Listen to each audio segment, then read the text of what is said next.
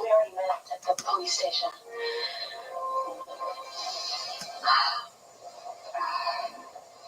I apologize. He must have thought I was very crude. Jax explained everything. God, I'm so sorry about your friend. Thank you. Oh, fuck, no. No. I'm sorry, I don't need to know that. I don't know why Shit. I said I'm just a little scattered. Well, I can imagine. Okay, good. Thank you. All right. Whew. Good. Hey, everybody. What's happening?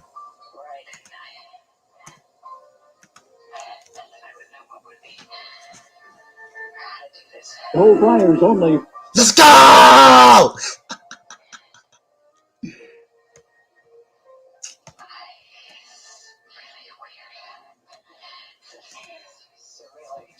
I'm doing excellent today.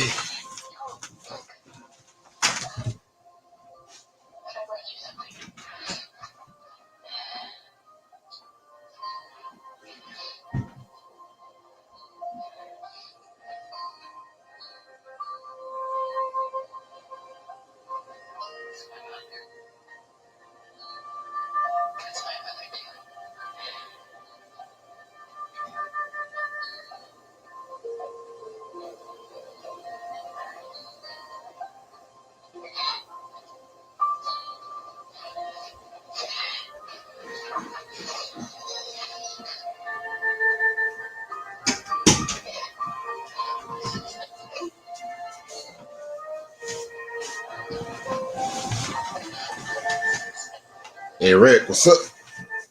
Nice to meet you. Okay, finally we are bouncing to 2011. Back then, there was a woman that would wander around Windermere back when it was abandoned because Nicholas already left, and no one knew who she was. We didn't know at this point in the clip that I'm about to show you, but she turned out to be Helena Cassadine's daughter. To be honest, I don't know if that was actually the game plan because in 2012, the beginning, that's when Rob Carlivati and Frank Valentini came in, and the story seemed to end abruptly. So I don't know if this story was supposed to be a lot bigger than it was. I was actually really enjoying it until it seemed to have a rushed ending. But it is what it is. Let's watch. This is when Ethan comes face to face with Helena's daughter, who I think was named Irene Cassadine. Hello. Well, the good news is I'm not crazy. I mean, I've heard the sounds, I've seen the light, I felt that presence in the room. It was you, wasn't it? You're spying on me. Okay, I'm sorry, I'll start over. I'm Ethan. What's your name? Okay.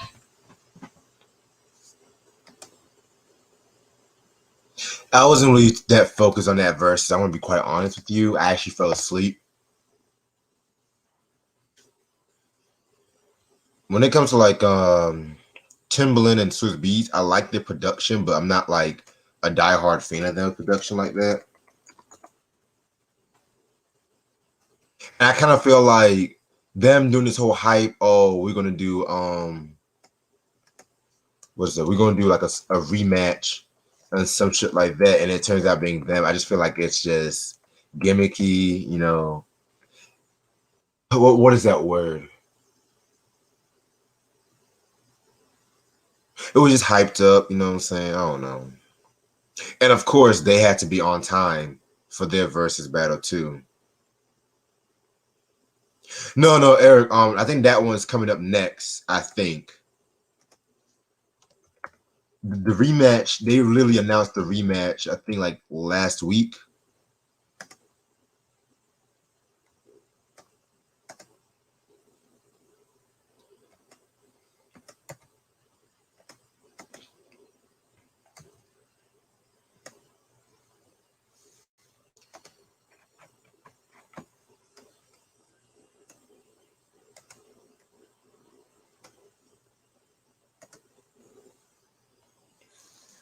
Too hot. Too.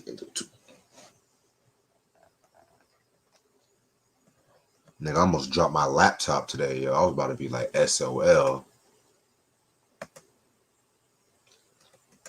I was like, oh, hell no. I was like, I had to save that shit with all my might, all my strength.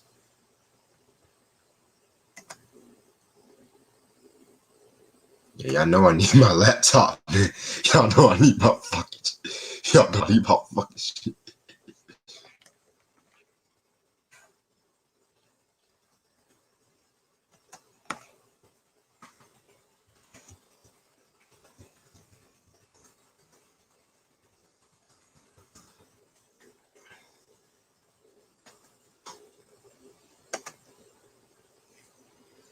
Christian, what's up, man? Yeah, everyone's on the way. It's gonna be a very good show tonight. I'm in a good ass mood.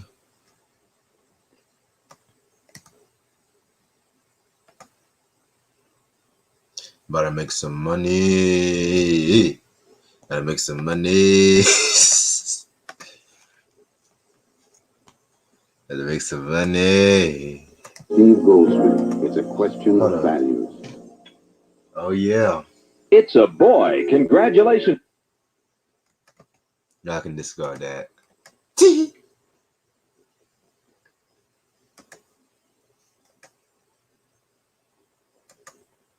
Oh, by the way, rest in peace to Gavin McLeod.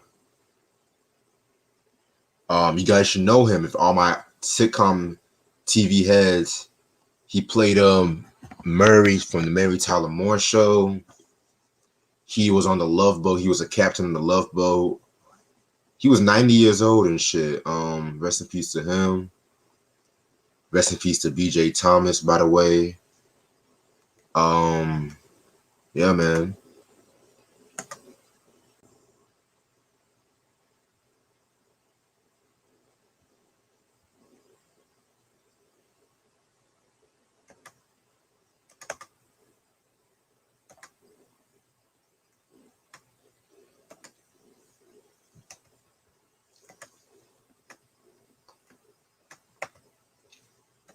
Yeah, Eric. I had to use my fucking strength to save my laptop.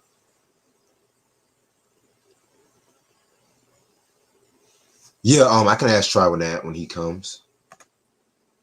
Hey, First Lady. Hey, what's up? Not much, just talking to myself or to the chat, Yeah, man. Had a crazy day today. Oh yeah, what happened?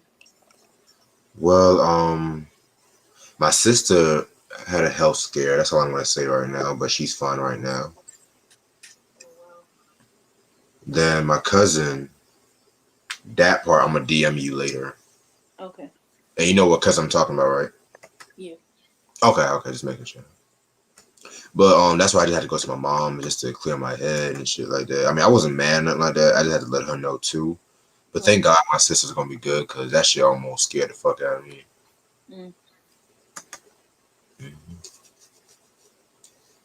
Yeah, man. What you do today?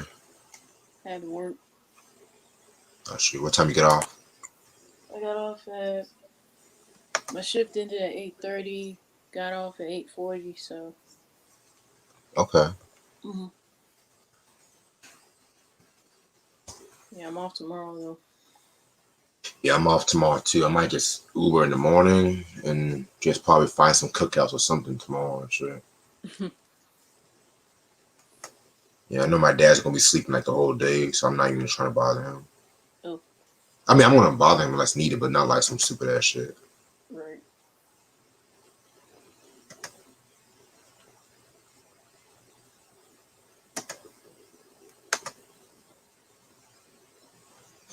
Yeah, Q, like literally before I started the presentation, my laptop stand like literally slipped. I had to hold my laptop with both my hands just so I can get it because that shit was literally like 2 seconds away from dropping. And I would have been so fucking hurt. I would have done the Tyrese cry and shit.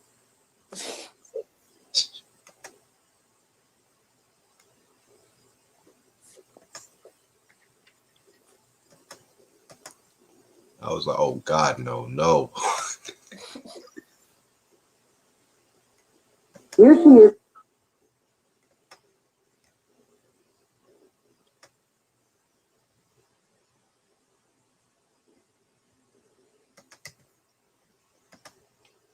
Did you see the verses? No, I didn't. It was like I was watching clips and pieces. It was kind of boring. Yeah, I kind of figured that's what it would be. Timbaland was doing that weird dancing and shit. I'm like, damn, he copied his dance moves from fucking Diddy now and shit.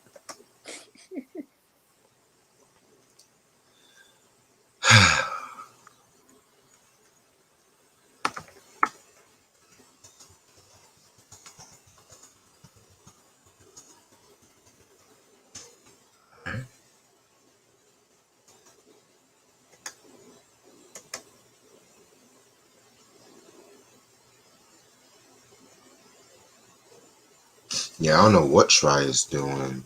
He's probably watching a game or something.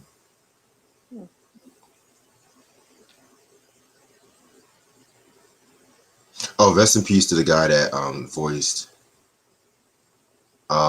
Sebastian. Yeah, from the Little Mermaid. Yeah, he died too.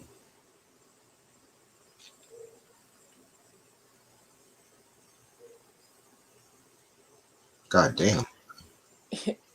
Yeah, I haven't watched Little Mermaid in so long. I can't remember the last time I watched it.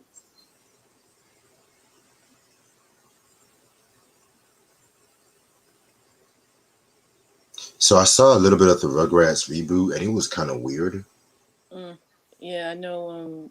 Coogee sent me something earlier about the fact that they made Phil and Lil's mom gay. Yeah,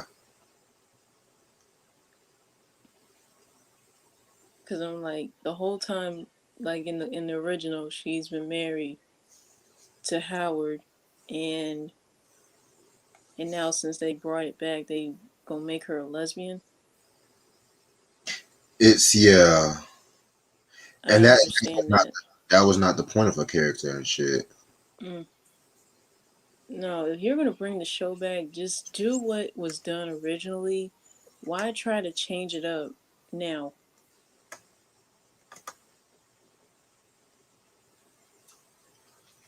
People are just so I don't understand that. I even told Coogee I'm not gonna tune into that. I'll just watch the classic. Yeah, to me, I just the adults' voices to me, they sound like kid voices. It's like, What? yeah, like, I know because of the fact that the adults voice actors are younger than the original actors, the kids and stuff like that. But Chaz's voice is so irritating. Don't even get me started on the dude that plays the voice of Stu. I mean, Oh Lord. and Stu's like one of my favorite characters on that show. Yeah. So that's one thing I was kind of worried about. I'm like, I don't know. Yeah, but it's like if you're gonna bring back such an incredible show as Rugrats was, why not do it justice and do it right? Because right now it sounds like it's going off on the wrong foot, and it's just like y'all making mistakes already, and a lot of people aren't going to be keeping it like that. I mean, I grew up watching it. Right. Like, what y'all trying to do? Trying to tarnish everything that it was built on?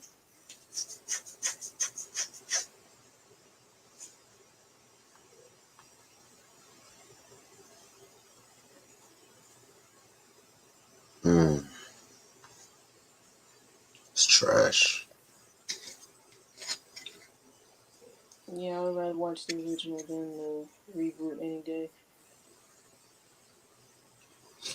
Yeah, man. I tried to, because me and my sister were gonna watch it, but she had to go out of town, of course, and then the whole stuff that happened and stuff. But still, I'll probably give it one more chance just to see. But and first of all, I don't like this. I don't like CGI. I feel like CGI animation. I'm tired of CGI. Even the way it looked when I saw like some bits and pieces of the previews for it, I'm like, why CGI? It just looks so weird.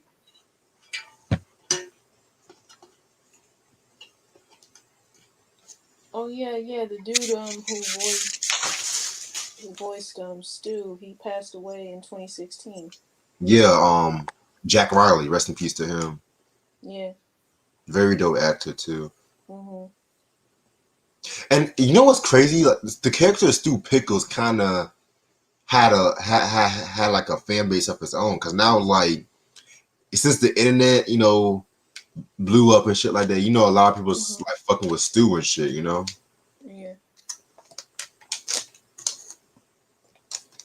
I remember that one episode when they were trying to like do like America's Funniest Home Videos parody or whatever, and it was Stu's birthday. This motherfucker Stu got so happy he fucking stepped on a roller skate. And I think him and Drew were trying to like find out which kid was funnier. And at the end, both of them niggas were in the fucking hospital.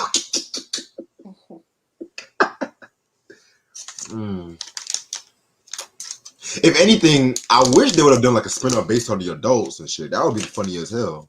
Yeah, I would accept that.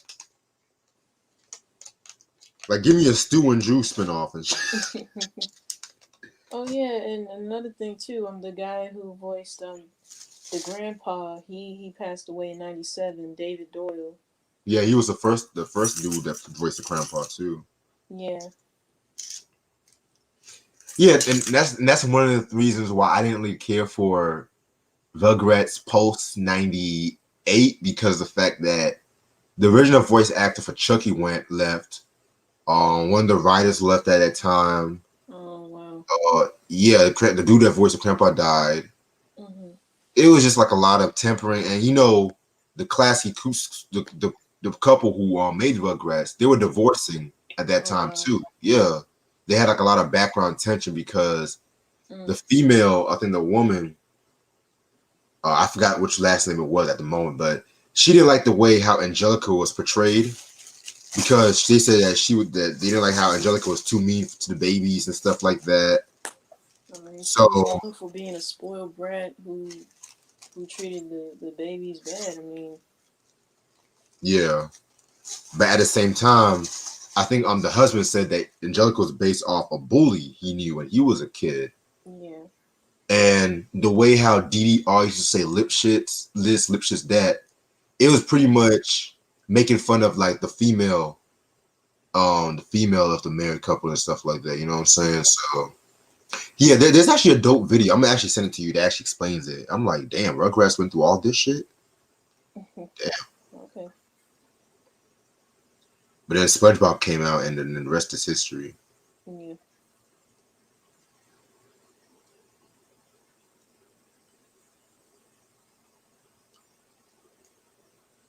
Shit, that's why y'all should just leave shit alone.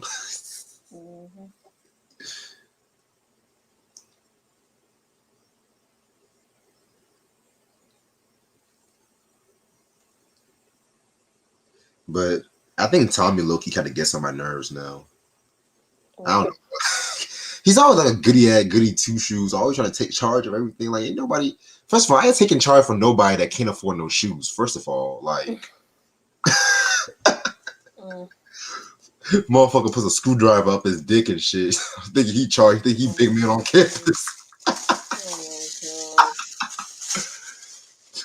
I don't know what episode when they said Stu had to get a job. This nigga was like, "Why my daddy had to go get a job anyway?" And I said to myself, so you can probably afford some shoes on your feet, nigga. Yeah, them parents never took care of them fucking kids and shit. That fucking dog, Spike. That fucking dog, Spike, took care of them fucking kids. I don't care what no one says. Yeah, what they do to Spike? Let him sleep outside and shit. What they do to Spike? Let him sleep outside and shit, nigga. Fuck that. Mm. Oh yeah, don't get me started on Hey Arnold. Yo, Rayshawn, you don't like Sid? Oh wow. Yeah, it's for me. I there were moments where I did not like Sid, but then too, I also didn't like Curly. I mean, I'm sorry. Bro, Curly was my nigga though. I don't give a fuck what nobody says. That episode where that nigga went crazy over some kickballs. Yeah, I'm because like, he wanted to and be then he was the right. He kickball was right monitor. too. He Yeah, said he what? wanted to be the kickball monitor so bad. Right. I'm like, dang, it ain't that serious. The nigga was right. He was passionate. That's one thing I liked about Curly. He was passionate about what he wanted. He's like, Yeah, I'm well, mad as heck, I tell you. yeah, because you know good and well they really couldn't cuss on the network. Oh shit. Oh, But the character I did not like on that show, and I know he was there for like 2 seconds, was that fucking Iggy character. oh right, yeah. I don't care. I did not like. I would take Sid. I would take Oscar Kakashka over that motherfucker. Mm. Heck, I didn't like Lala all the time. I didn't like that fucking redhead Lala too. You mean Lila? Lila, oh shit, I'm thinking about Pamela now. Oh Lala, Layla, Lala Anthony. Y'all want to? Lord, oh my God. Oh, speaking of Lala Anthony, I think she's actually going to be in the in the show. Hold on. Mm-hmm. You really don't like Lala Anthony? I mean, I like Lala Anthony. I just don't feel like she's a good actress. I mean, What some did you stuff think? What did you think of her when she was on Power? laughable for the most part. Oh my God. Like there was some scenes that she was good at. Then there was other scenes that I don't know if it was the pacing or not. But she's gonna join that Wu-Tang American Saga show. Oh wow.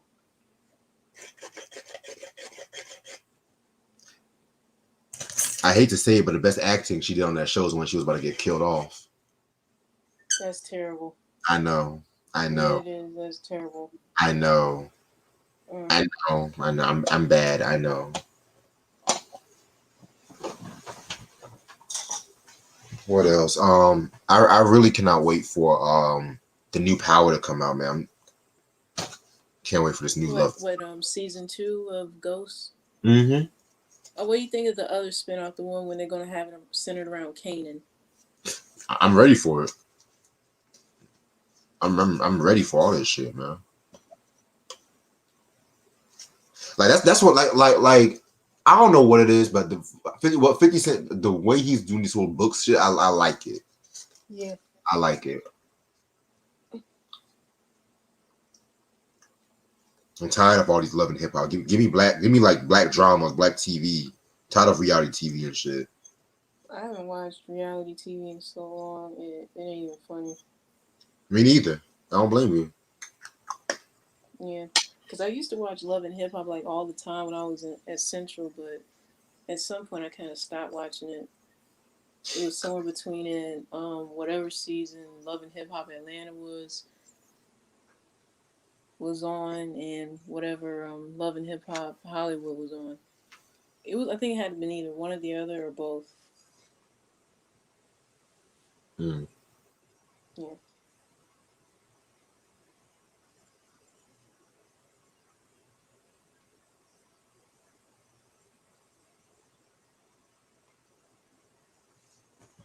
Yeah, American Dad was pretty cool. I have not watched American Dad in so long. It ain't even funny. Yeah, man. I actually like that more than Family Guy these days. Yeah, I remember you were telling me like a lot of the latter seasons of Family Guy you just don't like. It's disgusting, man. Like, Yeah, it got either too weird, too gross, or just flat out stupid. and then when they killed off Brian and then Brian, I was like, okay, you know what, I'm done. Yeah, because at first I was like, really? And they But then they ended up bringing them back. I mean, just did that for ratings. mm.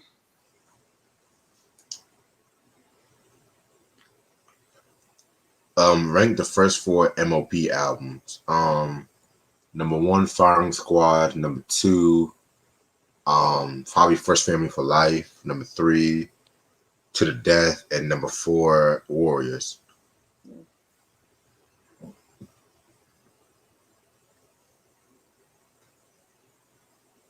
You heard back from Troy?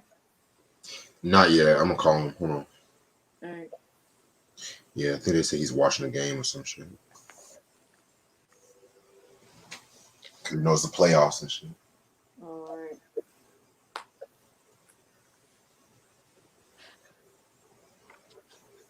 Yeah, we live. You see it? Hold on, back. All right. Yeah, he's coming. Okay. Yeah, South Park. Yeah, man, that show's way funnier. Hey, give me Rick and Morty. Yeah, I'll watch Rick and Morty too. Remember that one show, Mr. Pickles? I never got into that. I'm sorry. You good? Yeah, I didn't care for that. I didn't care too much for Squidbillies. I didn't like Squidbillies either. Yeah. What was another show that they used to have on Adult Swim? Metalocalypse. I saw a little bit of that. That's like one of them late night Adult Swim shows and shit. Yeah, it's the one like with that rock band, and I don't know. I did not like that one either.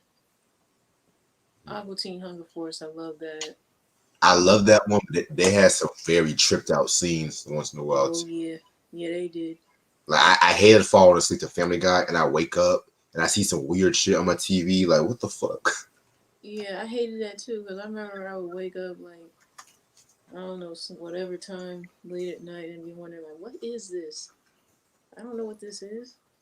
My motherfuckers had so guts hanging out and shit like that. Like, Yeah. Yeah.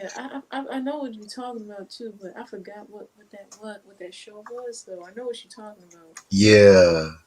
And then the fucking fast food motherfucker, they just be standing there all lifeless. Mm. That little meatball, I forgot his name. That was a funny character, little meatball motherfucker. Meatwad, that's his name. Yeah. Mm-hmm. Shake kind of got on my nerves at times. he was low key a douchebag. There always some assholes, especially that white motherfucker too. Oh, Carl. It was Carl and Shake. Fry like wasn't as bad, but he had some moments. I remember this one show. It wasn't originally on Adult Swim, but the motherfucking Oblogs. Oh yeah. Yeah. Fucking home movies. Niggas don't talk shit about home movies and shit. Yeah. Niggas don't know shit about home movies. That used to be my fucking shit. That little coach motherfucker with the orange hair. Oh man. They used to be like 4 o'clock in the morning Adult Swim, man. Oh yeah, they used to have that on there. Do you remember China, Illinois? Who? China, Illinois, that show? I heard about it. I never got into it.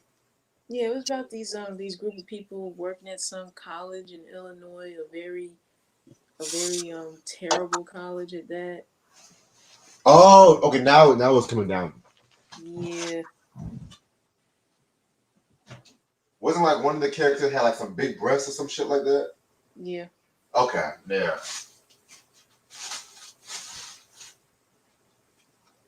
Oh, I know that other show that you were referring to as well, Super Jail. Yeah, that was That was the one where you saw like people having their guts ripped out and all that crazy stuff. Yeah, it was Aqua Teen Hunger Force where they had a guts ripped out, but yeah, Super Jail was another one I cannot really get into. Yeah, I did not like Super Jail either. What up? Hey, bro. What's good? They try. What's up? Christian asked you a question. Actually, he said, I think he said something like Funkmaster Flex album or DJ Clue's album. DJ Clue. Gotcha. Well, that same question was for me. Oh no, you just said try. What up? Yeah, Ronnie. Recess. Love that shit. Yeah, me too. Recess was my show. Alright. So y'all ready? That's good. Yeah. Yep. Alright, what's up, YouTube? How's everyone doing this lovely Sunday? It's your boy Reg in the building. Got my homeboy Ash, my homegirl Ash with me. Got my homeboy Trial with me.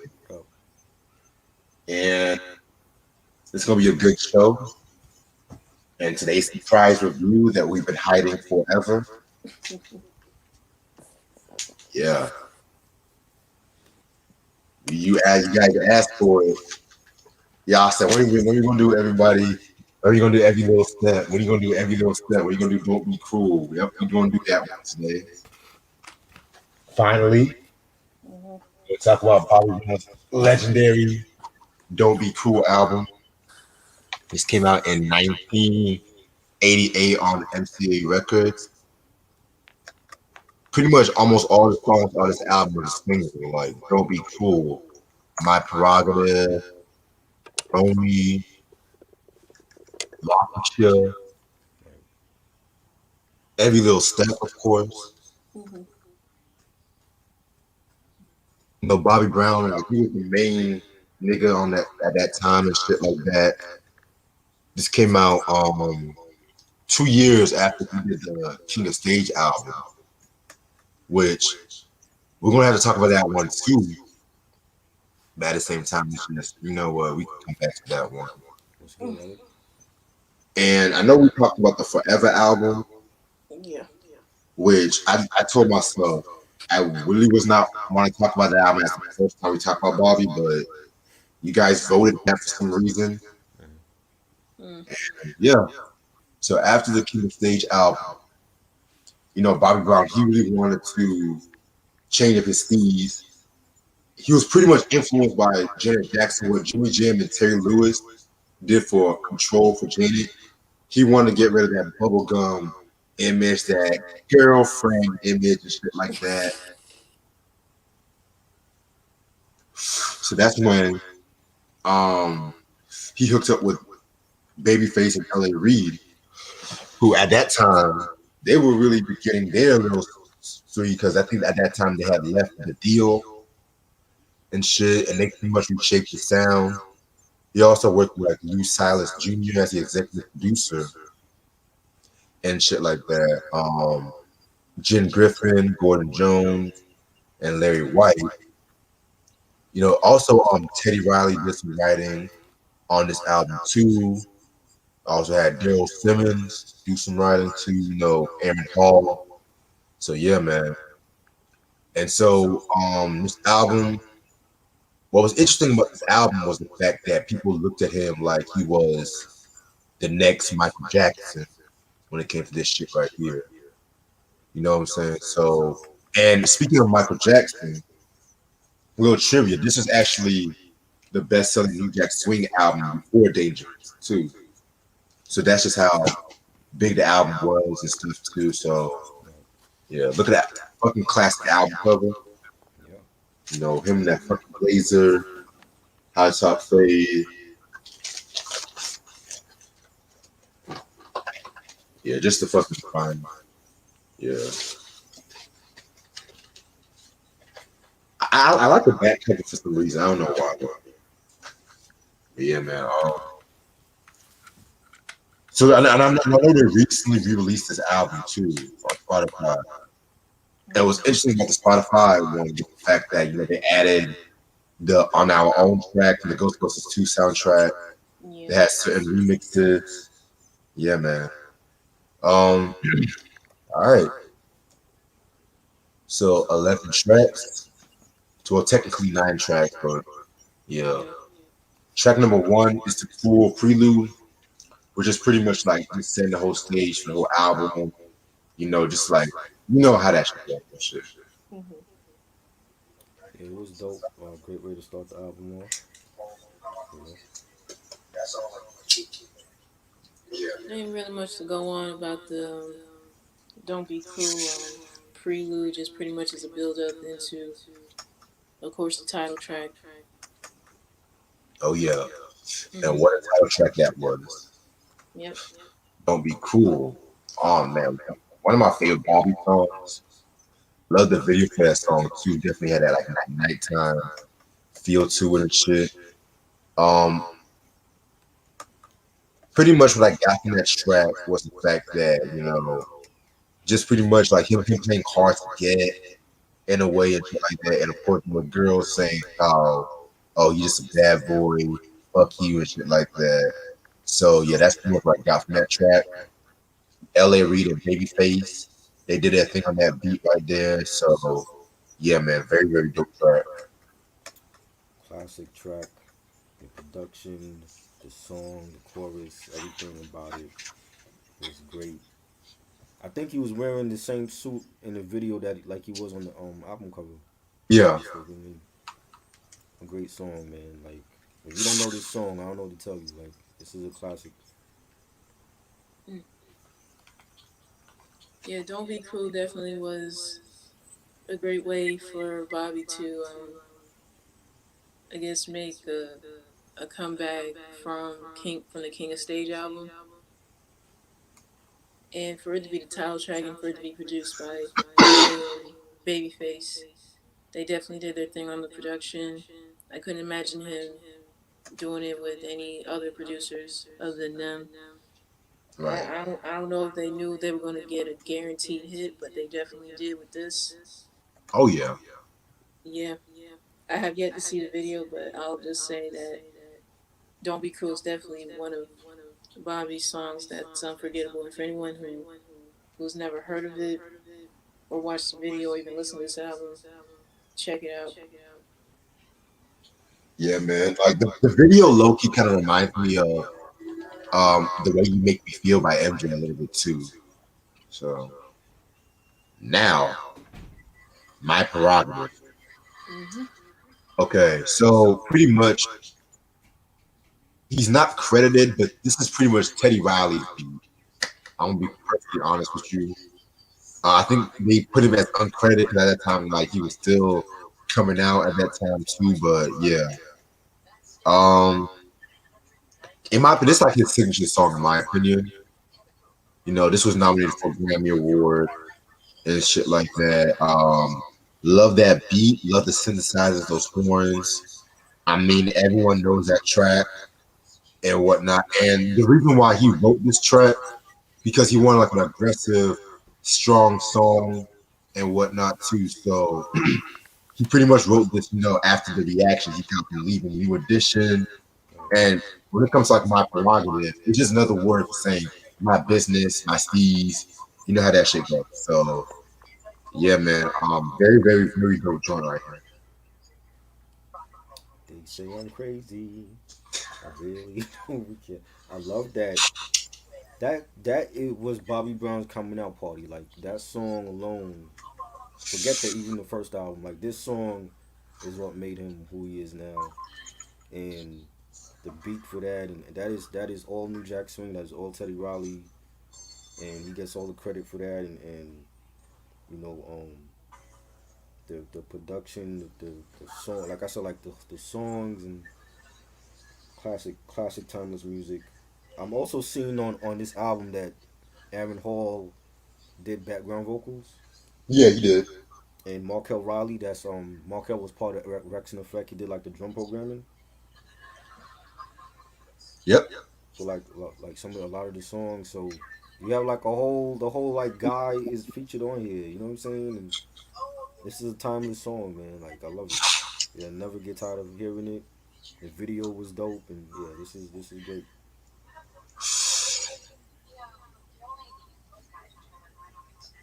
Yeah, my prerogative definitely another signature song of Bobby's. Definitely unforgettable and timeless. I'm I'm actually glad that Teddy Riley did work on this song.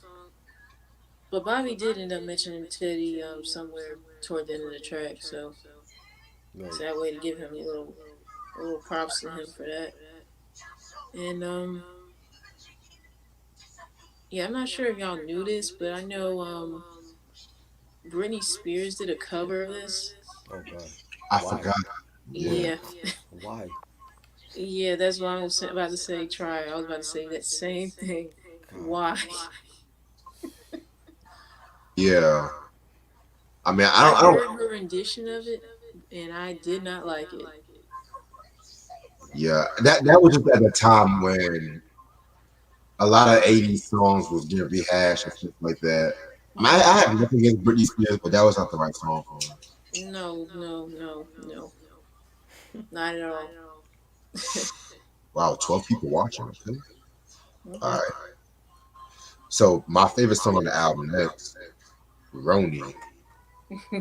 This is classic Babyface. Yep. Um, they said he borrowed this line, of course, from the Michael Jackson song. Well, Roni kind of had a long history and stuff like that. A lot of people think they heard it first on the MJ song PYT, but it goes all the way back to like 1975 when the OJ's had a song called "She's Only a Woman" and shit. So Hmm. this song right here is definitely a sensual jam right here. Probably my favorite Bobby Brown song, maybe next to "Humping Around." Um, yeah, man, classic shit. You know what I'm saying? I love the line where he says, "The truth about her, Roni, she's a sweet old girl, about the sweetest little girl in the whole wide world. She'll make the toughest homeboy fall deep in love." Like, y'all know where I'm coming with that and shit like Yeah. that. And I love when he used to perform this shit live, cause nigga will get so fucking nasty and raw Mm-hmm. on that fucking shit. Like, as evidence in that fucking Bobby Brown movie. I think he really did get arrested Yeah. performing the song, and he was humping. Yeah. I think this was the song he did perform, right? That was in Atlanta. He got arrested. Yeah. Okay. Got you. So, yeah, man, very, very dope track. I mean, yeah, this is a New Jack Swing classic. Classic ballad. And back then that was like the term you would call a woman, like that was like your boo, your tenderoni. You know what I'm saying? And again, like a timeless record. Bobby killed it. The women loved it. And that's what you, that's everything that you want in a ballad. Somebody that had that sex appeal and they could sing their ass off and the women love it, and it was an instant classic. Yeah, Ronnie is definitely a signature ballad of Bobby's. Of course, I'm aware of his live performance and how raunchy it was, and the fact that he ended up getting arrested for it. Right. I'm aware of that. But then too, the song is kind of like a little sentimental, sweet in a way, because yeah, you see Bobby known as the bad boy of R&B, but he kind of gets women to see his somewhat of a softer side with this song. Exactly. And I feel like Babyface really brought that out of him and stuff like that. You know what I'm saying? Hmm. Because I think originally he didn't even want to work with Babyface and L.A. Reid originally because I don't know why though, but I think Remember, he was gonna work with was it G Rap or Lost Professor on this album? yeah. hmm Right. Yeah. Matter of fact, there's actually an unreleased album with Large Professor and Bobby Brown and shit too. So Hmm. Hmm. shit, You release. said there's an unreleased album Yeah, on YouTube. no, it's not on YouTube. You was talking about that. I think it's like 24/7 hip hop or some shit like that. Hmm. Oh, so Shit. he only has the tapes of that. Yeah, Oh wow. They need to release that. exactly. All right, rock with you, boy. Babyface was on the road with this fucking album. I mean, damn, rock with you. This was a very, very sexual song. The music video is pretty infamous too. Um, but with the music video, they use like the Quiet Storm remix, which that version, the video version of what I kind of liked more than the album version. I'm gonna be honest with y'all and stuff like that. Right. And the Rock with Your remix, I mean, the Rock with Your song in general was just very dope and stuff like that too. Damn, I I have to pick out the remix album too. Matter of fact, so Right. yeah, very very dope shit. Give me one second. Classic ballad, classic Babyface. You know, he was in his bag early at this point. You know, I love the song. Everything about it. Again, like another classic ballad, like Lonely was, and you know, back to back ballads on here, and it was everything. You know, great singing by Bobby, and you know, he showed his versatility. Like he can do New Jack Swing, the fast joints. He could do the ballads, the mid tempo tracks. Everything about it is great. Yeah, Rock with You definitely is another ballad that I'm pretty sure all his fans know to this day, and definitely very sensual. And I also know Bobby Valentino did a cover version of this song for anyone who didn't know. I did not know that. Yeah, Hmm. but thanks. Nah, I feel it. I feel you. Yeah. Hmm. All Yeah, right. Rock With You ain't bad. It's not a bad track, and definitely another timeless hit of his. Got you. But yeah, this is actually the remix album. I had that on Oh wow. cassette, but I never bought it on vinyl or CD. Yeah, man. Yeah, man. Better than the other remix album from '93 Yeah, Hmm. because it had remixes of some songs from Bobby. King of State. I'm talking about the King. No, But yeah, I was talking about the other remix album had like some songs from the Bobby album too. yeah, it was just way too much. It was just those fucking rappers that would ruin it for me. His home, Yes. so he let his homeboys Yeah. rap and shit. I didn't like Um, the B Brown posse. God. yeah, we gotta talk about the Bobby album one day. So Yeah. Yes. yeah, man. It's also has the own shit there too. The Girl Next Door remix. Yeah. Um, I think Molly Mall did some work in the Girl Next Door remix too. So Yeah. Hmm. yeah, collector's item too. So all my new edition fans, you know. For sure. All right, now every little step. This song's kind of like a controversial song now because they said that Ralph Tresvant actually did the majority of the singing on this track. Really? Yeah, Really? It don't sound like him. Yeah, it don't sound like him on this song. well, I think they had to like Bobby had to overdub some of Ralph's singing or whatever. Hmm. But yeah, I was reading some. They said it was like mostly Ralph, and it was actually his manager, the former manager Stephen Machette. He Hmm. said that like Ralph Tresvant did some additional vocals on like the song in like the Don't Be Cool album in particular, this song in general. Hmm. And so because Bobby was like he was high on drugs and shit, Yeah. so pretty much if you and then the remix, we guys like you see the video version, and I don't know if it was just me, but the video version they made his voice like a lot more deeper. I think because I don't know if it was just me because y'all know that he did the whole rap on that version too. So, but like the like I think the higher part where he's like I can't think at night, I toss and turn. I don't know if it was just me, but it does. I don't know. I don't know. It's just something to think about. Cameron White is credited also as a background singer. I don't see Ralph Tresvant in the credits at all. I don't believe that either, BJ, because Yeah. Ralph. You could tell Ralph's voice on Bobby's Yeah. voice. I've seen these niggas in concert. They don't sound alike. Mm-mm. Yeah. And also another interesting thing too was the fact that L.A. Reid, he actually wrote this song about Pebbles and stuff like that too. So he was Mm. inspired by his friendship with Pebbles, and he wanted to give this song to Midnight Star. Oh wow. Yeah, a very underrated R&B group in my opinion. So yeah, very interesting. I love the song too. The video was dope. You know, the Gumby hairstyle, of course, we all know that was a mistake Yeah. and shit. That was a So mistake. yeah, they released it on the movie, and Bobby said it was actually true. Oh Hmm. yeah, that's right. That's right. Yeah. I forgot about that. So, man, what the hell you do? You be bad too. I forgot about But that. look at that hairstyle now and shit. That was an iconic hairstyle back in the '90s, man. Yeah. You know, and The whole video is iconic. Like him just dancing with the dances with the white background and Mhm. the black lettering and all that, and he had like the Gumby hairstyle and the bicycle shorts and all that. You know what I'm saying? Like I love the song. Like the song is great. Um, everything about it is classic. Again, like it's one of those songs that when it come on, I don't get tired of hearing it. And yeah, it was Babyface, LA and Babyface did their thing. Right. Every Little Yeah, Step I is don't my believe. favorite song off this album.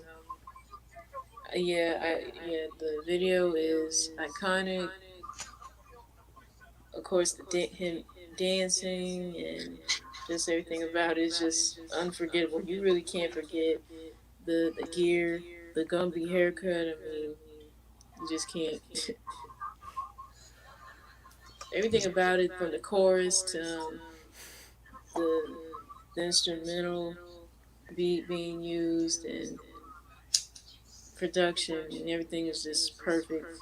But honestly, I could not imagine Midnight Star having this song. I just couldn't. Mm-mm. I don't think it'll be a big hit for them. No, no, no, no, no. Yeah. And I fuck with Midnight Star too, man. Yeah, They had like a very particular sound yeah. Right. too, but yeah. Next track, I'll Be Good to You. This is another uncredited Teddy Riley track, which it does like even when I listened to it beforehand, I've always felt like it had like a guy feel to it, of course. Yeah. Yeah. Yeah, okay. Yeah. And I don't know, this probably I feel like this should have been on Guy's album. Mm-hmm. It's probably my least favorite track on this album, but it's not a bad track in general. I felt like with the latter tracks, they were trying to show Bobby's more romantic side, which I have a lot of things to talk about with that one. So that's one thing I have to say. I think I could hear God I could hear Aaron Hall sing this lead. I think it would have fit perfectly on God first album. But I still like it, you know, that whole powerhouse of Teddy Riley and Bobby. I think it was perfect. So I think it's a good song. I'll be good to you, I'll admit. It's pretty good. It's pretty good. But then, too, I also agree that the song would have fit more on a guy album. I could see them doing something with it and having like a video for it. That's just my opinion. Yeah, I definitely see you about that. Definitely. Hmm. Um, Acoustic, that's his favorite song on the album. Okay. Nice. Oh, okay, cool. Next track, Take It Slow. I have a lot of things to say about this track in general. Mm. Is it me, or does this song kind of sound like Whitney Houston saving all my love for you? Hey, he was gonna date her later on, right? So Right. Right. Like I guess the this way was kind of like a precursor right. for their He relationship. had Whitney in mind for this song. Like I'm gonna get her. like listen to the way Bobby was singing it. I can't wait for the moment to kiss your tender lips. But you told me we should take it slow. And then how Whitney was singing is like that like it was just Yeah, yeah, outro. yeah, yeah, Right. yeah. That Yeah. The whole it's kind of cadence. similar now that you mention it Yeah. and me noticing it.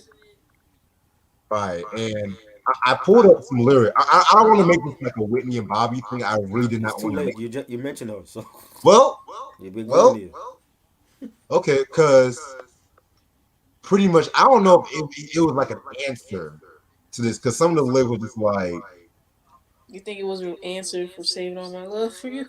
mm, mm, maybe, They was flirting early in maybe. song. Right. He was flirting with her. I mean, and it's the way the chorus too, like Hmm. take it slow, you and me, baby. And it's just like I don't know. I was just like I like the song too, but it was just a weird. I don't know if it was just me though, but it was just some vibe I picked up from it. Ronnie said the album came out the same day as Any Heartbreak. It did. Which album sold more? Don't be cruel. I think both of them are classic. So Yeah, didn't they both sell a whole lot of yeah, records? yep, It was messy as hell putting them on tour together. That was messy as Oh, I bet it yeah. was. That shouldn't have happened. hell. And with Alicia too, the Oh quintessential like yeah. And Guy, Mm. I was like, whoever organized that tour, I'm sorry, y'all messy as fuck for that. Y'all just want I think it was MCA Records MCA, that did yeah, that. their mm. label. They were making Yeah, money the too, label. doing that. I never heard you ain't never seen David Ruffin touring with the Temptations after he left. No, When no, You ain't no. never Could you seen imagine that? right. Cause David Ruffin was bum rushing all their fucking performances and shit. Yeah. when the group takes a hiatus, BBD, they were on MCA Records, so they kept all Mhm. the money in house. You And know, they Ralph weren't Tresvant, his they weren't solo giving them album shit on either. MCA. Huh? They weren't giving them shit either. That's true. Well, they kept all the artists on one label, except for Johnny. Johnny was on a different label, but Ralph Yeah. was on MCA. So Yeah. And that's why Donnie was small when it came to that right, shit. Mhm. he was like, "Y'all ain't fucking with my money." Right. Yeah. Again, it's a good song. It does kind of sound like Whitney's song. Maybe he was doing some flirting in his music with Whitney. When we look back at it now, but I think it was good. Mm. Even though "Take It Slow" is like my least favorite song off the album, I kind of feel like it did have some similarities for Whitney Houston "Saving All My Love for You" in a sense, because the I guess the way he was singing it and like the way she was singing "Saving All My Love" is just a little eerie. But then too, I feel like it was a precursor to what their relationship would eventually become. Right. Very interesting track indeed. Alright. Yeah, with Cool, we already said both are classics though. Yes, Yeah. you can't go out. You can't go wrong with either one. So Right. Mm-mm. Alright, now we're gonna get into All Day All Night. This was a pretty good song too. Um it's like pretty much like a mid-tempo sex track. That's the way I see it. Yeah, nothing too much. it was cool though. It was. I like it. You know, I feel like any one of these songs could have been a single. So even Yeah. like some of the songs that are like lesser known, like this song, I think it still could have been a single film. So I thought it was good. Yeah. All day, all night. It wasn't a bad track. Kind of feel like it was just one of those central songs, to get you in the mood. So, but yeah, like what Try was saying, like almost every song could have been a single if they wanted it to be that way. But hey, it's not a bad song. Exactly. And the last official track is I Really Love You Girl. Mm. Um again, we another good track. Like I said, I just felt like the last couple of tracks they really try to show his like romantic side and stuff like that. I mean, it's again pretty solid, but not a bad track. I think you needed that. I think you needed to see to showcase his vocals and he was like the bad boy of New Edition and the bad boy with the heart. You know what I'm saying? That he can still be respectful and have taste when it comes to like the ballad song. So I thought it was good. Yeah, I really love you, girl. Pretty much, I feel like it was a good way to end off the album. Pretty much, but yeah, it does get you to see another side of Bobby. I mean, we got the upbeat stuff from "Don't Be Cruel" to My Prerogative, and then you get to the latter half of the album where you hear like the romantic stuff and just the fact that this song pretty much just it's just him professing his love for a female. it definitely is a good way for listeners to get to see a different side of Bobby. You know. Right. And I'm not really gonna have a cruel reprisal. I'm gonna skip over No, that. no, no, no. All right. So is that like a nice surprise, everybody? Yeah. Very classic album indeed. To me, I feel like this is one of the albums when New Jack Swing really came into its own. Hmm. I feel like it was a good idea for Bobby to have like some of the R&B's rising stars on this album. Pretty much, um, it's pretty much like a seminal album. I feel like at first when I was growing up, I've always thought that Bobby was his best album, and I still like that album. Yeah. But to me, I gotta do this. This is his perfect album. This was his thriller. Like this might be the only album in discography I would put it up with like the Purple Rain, the Whitney Houston stuff titles, just those seminal albums and shit like that. You know what I'm saying? Right. Yeah, this album, like I said, they re-released it. It's still in print. Must have your collection. Classic album. Still his best one. I love Bobby. That's a great album, but this is what made him a star, like solo wise to me. So the production was great. You know, Teddy Riley and L.A. and Babyface, and you know, just the different singing. You know, the different ballads. You know, Tenderoni and Rock with You and My Prerogative and Don't Be Cruel. Every little step. Those are like my favorites. So I find my classic. Mm. Yeah, definitely. Don't Be Cruel is definitely Bobby's big break. I feel from coming off his first album, King of Stage. Don't Be Cruel definitely has a lot of memorable songs on here. Besides the self-titled track, you got Every Little Step, My Prerogative, Roni, Rock With You. Phenomenal production with Teddy Riley, Babyface, and L.A. Reid. Mm. Definitely, definitely an all-around five mic classic. Definitely something that people will always remember him for.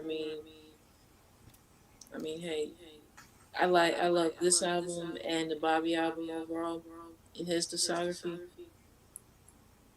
I definitely encourage anyone who wants to hear Bobby's solo stuff, definitely get this song.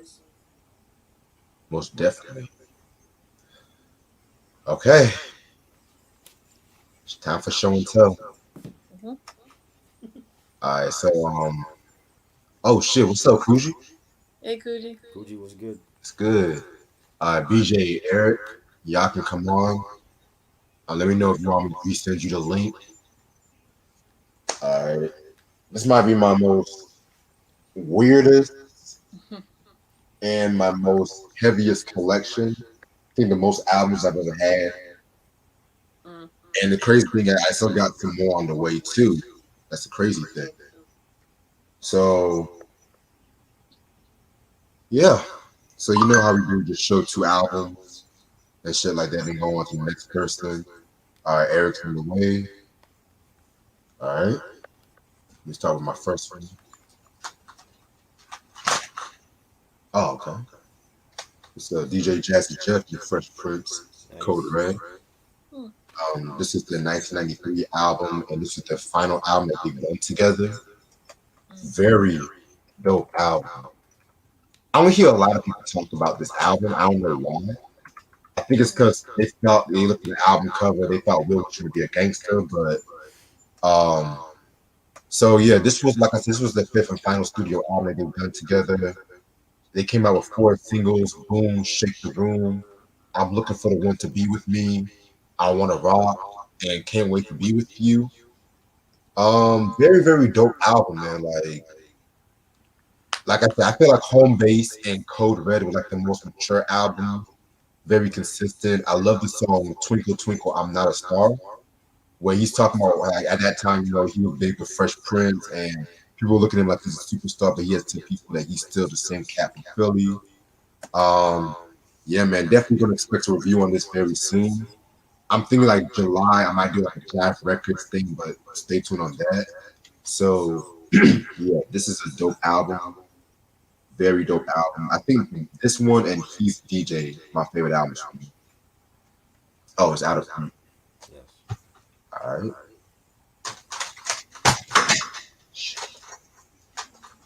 All right. And when I say I have some weird albums, I have some weird albums in my collection. Man. Yeah. I already know he got that one because he The screenshot sound is that. that the soundtrack? This whole Yeah, sound. Who's yeah, on that? yeah. This is Tim Burton's The Nightmare Before Christmas. Mhm. One of the greatest movies in my opinion. It's not a Christmas movie. It's not just a Christmas movie. It's a Halloween movie. Yeah. I mean, damn man, like Eric's here. Yeah, man. For those who don't know about this movie, what's up, Eric? Was good. For those who How you don't know, doing? What's that you got there, sir? you said what? I was saying, You what said that what? you got there in your hand? You said what made me get this? Yeah. I mean, I love the movie. I mean, the soundtrack is like very jazzy, but it has like a very classical feel to it. I was just like, yo, fuck it. I got this shit just to see what y'all reactions and shit too. And plus the movie's one of my favorite Disney movies ever. So Yeah. yeah, Nightmare Before Christmas. Wow.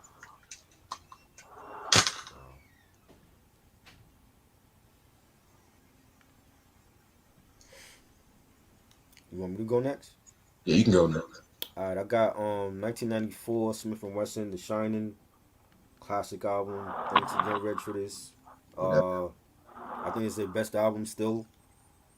When you got joints like Soundboy Burial and Bucktown and Let's Get It On, Recognize, classic production from the Beat Miners. Yeah, it's from my classic. Definitely enjoyed this one. I only got like three, so I only got like four. So I'm gonna just pass it over to Ashley and Eric, and they could do the Okay. day joints. All right, All cool. right. What up, BJ? What's good? What's good, BJ? Hey, BJ. Okay.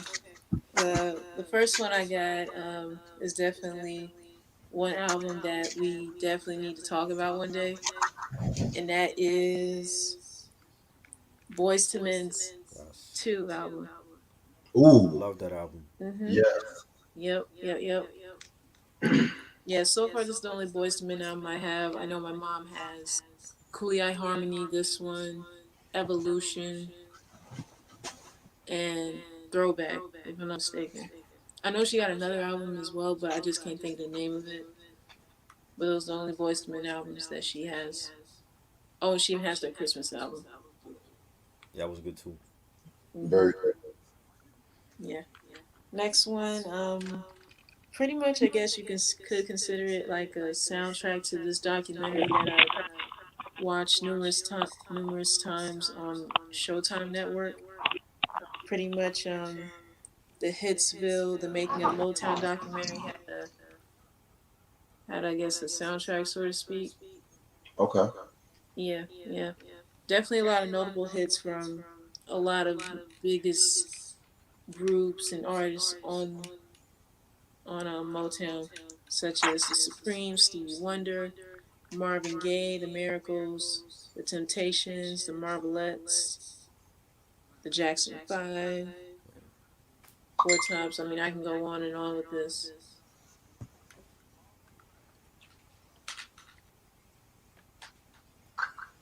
All right. Eric had to change his headphones right quick, so I'm gonna pass it on to BJ. Okay.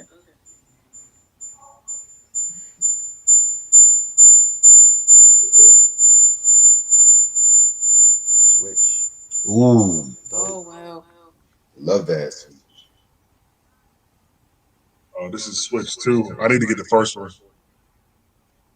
But songs that we know, such as All in All Girl, I Call Your Name, Yeah, You're the One for Me. A lot of hits on this classics on here. We doing one at a time, Reg? Or Two. two? Okay. And then this one I picked up too. Isley Brothers, one of their best. I love that. Yeah. Very nice. Self-explanatory. Oh yeah.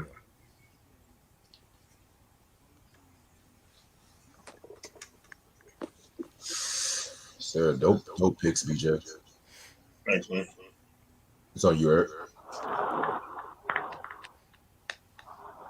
All right, we're going with a female artist that I really like. She was on the Motown label back in the day. Her discography is very good. Some of her albums are very underrated. We're going with the late great Tina Marie with her 1980s album, Lady T, released in 1980. Nice. Mm. Classic. Oh wait, oh no, yeah. I'm sorry about that. Yeah, camera stuff. I just do it like this so y'all can see it. Great album. All right, I see you. Great album. I What's love some it. of your favorite tracks off the album? Yo, I don't even play this album. Yo, I think I played it like one time when we did the album review on Reggie channel. Mm. I know Behind the Groove was dope. I like that one and Okay, you Desire. got to play it in there. It's really good. Yeah. Young Love, man. Mm. Yeah, Young Love was good too. I like Aladdin's Lamp. It's like taking you on a journey. Yes.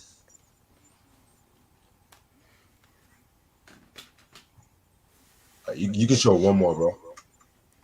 Do two at a time. All right.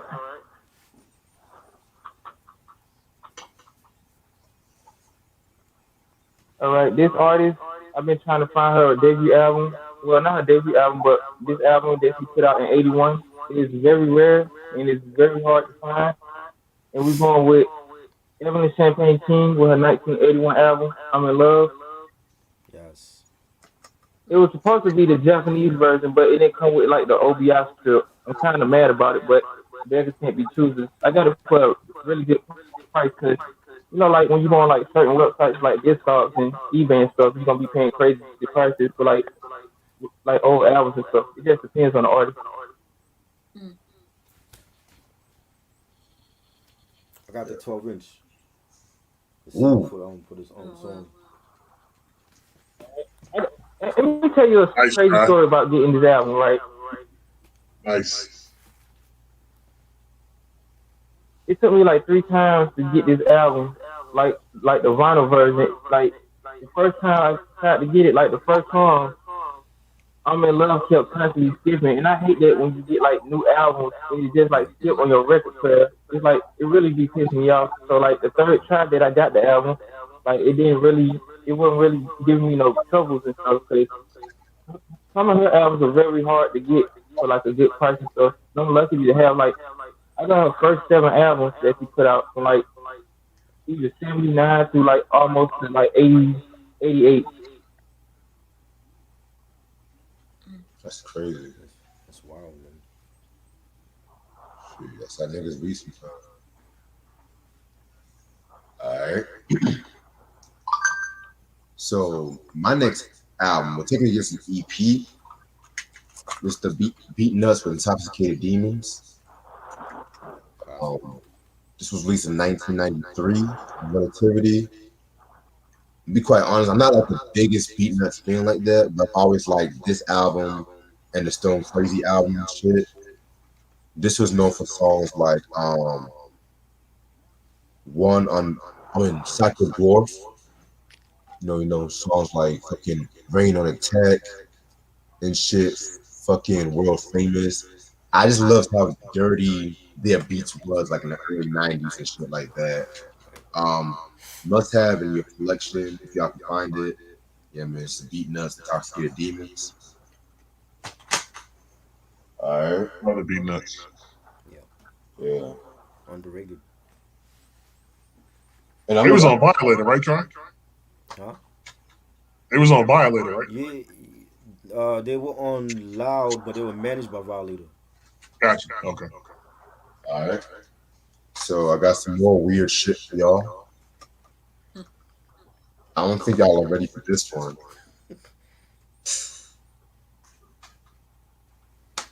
Shaq. Okay. Yeah. That didn't surprise me as much as that soundtrack did though. Okay, so you're not surprised by the Shaq, but you're No, surprised by the no. I soundtrack. actually I had the Shaq Diesel and I got rid of it because I didn't like it. It's the Yeah. one Biggie's on. Nah, that was you can't stop the rain. Oh, okay. That joint. I liked like maybe 3 songs from Shaq Diesel, but I didn't like the whole album Yeah. though. I'm So going to review that. Try. You need to. I don't know. well, I was planning on a discography breakdown later on this year though, but stay tuned on that. For Shaq. Well, Yeah, what the because I'm not gonna fuck? sit and review a whole Shaq album. I just want to get it all over with. Wow. Wow. But yeah, He don't deserve no discography breakdown, Shaq. well, He said Shaq. Oh my god. I'm gonna be real. Let me explain. Let me explain. Let me explain. All right, so once upon a time, Shaq wanted to be a rapper, and So did Allen Iverson. Look at me. Oh man. but see, let me tell y'all something. Y'all might laugh at Shaq. Y'all might laugh at Shaq, but he rapped and he still was some of the best, and he held his own. From Biggie to He was RZA okay. to you said what? He was okay. I don't. I say he held his own. I didn't say he was good. Kobe Bryant. Look, I love Kobe, but he could not rap. Let's Nah, not go there with Kobe. No. this is the only basketball player that can rap that I can have discography and shit like that. The only basketball What player. about Dame? What do you think about Dame Dollar? I'm Dame good Eminem. on that. Yeah. Mm. This was known for singles like "I Know I Got Skills," "I'm Outstanding," and "Shoot Past Slam." And yeah, man, it was a weird album because he was making his own sound effects and shit like that, like all that weird shit. I mean, to me, I prefer the Shaq Fu and the "You Can't Stop the Rain" and whatnot. But this one, eh, that's decent. You know what I'm saying? This is of course out of print, so Of course.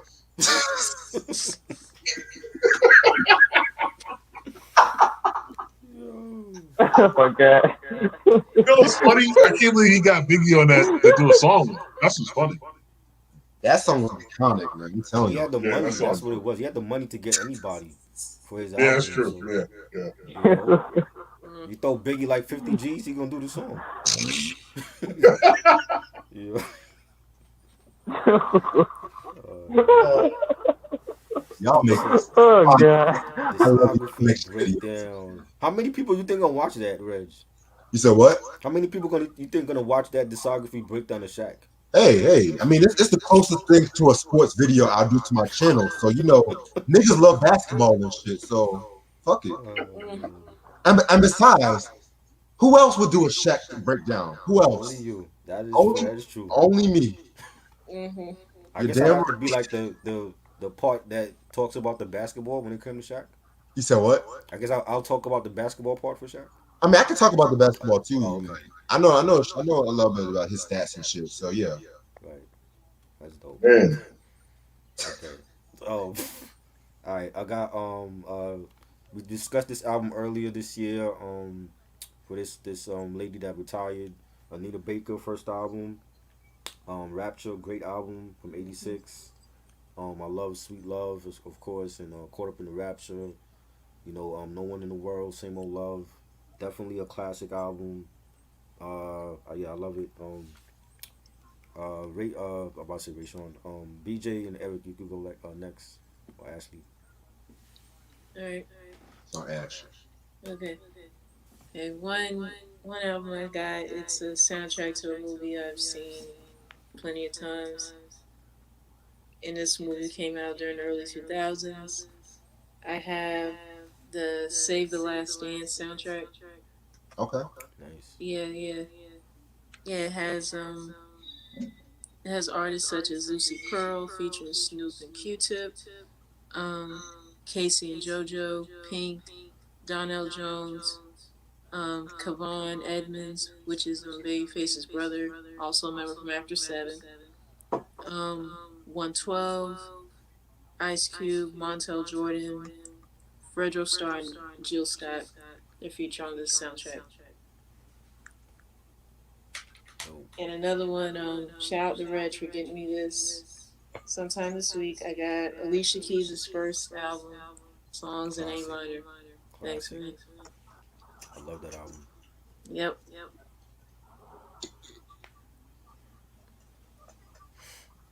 Yeah, definitely. I mean, I remember when this album came out, I was just a kid, and I know a lot of her songs were played a lot as well as the videos for it.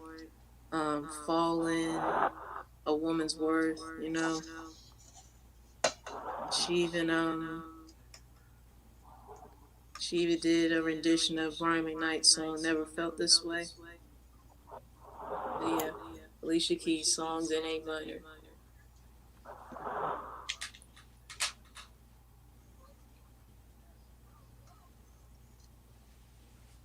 All right, so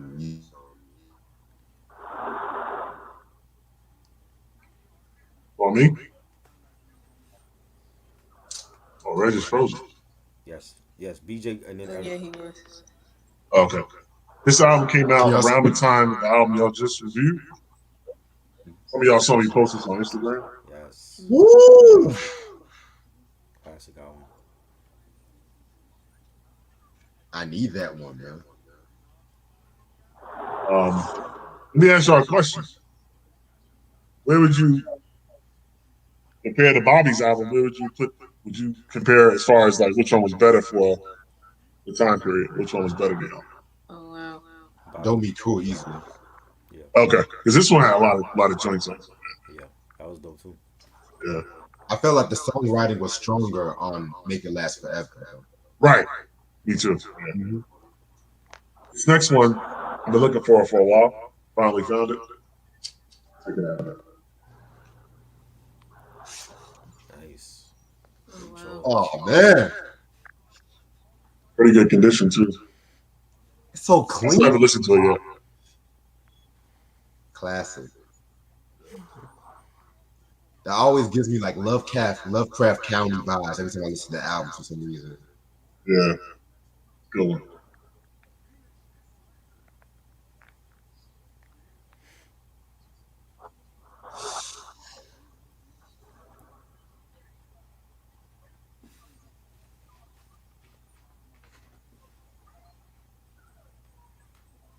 All right, next I'm going to Minneapolis. This was one of Prince's proteges. I think she had the best solo career throughout all of them between Morris Day and the other one. And I know Red was supposed to get this album because I sent it to him a while back, but they saying that he didn't get it in the mail, and I'm kind of pissed off about it. But I hate to show this to him because I know he's been wanting this for a long time, but I have to. This is one of her favorite. This is one of my favorite albums for her, solo wise. And we're going with Sheila E's self-titled album from 1987. Classic. Five Night Classic, one of her best. If I had to rate her first three albums, I'd put this as number one. The Glamorous Life number two, then Romance 1500 number three.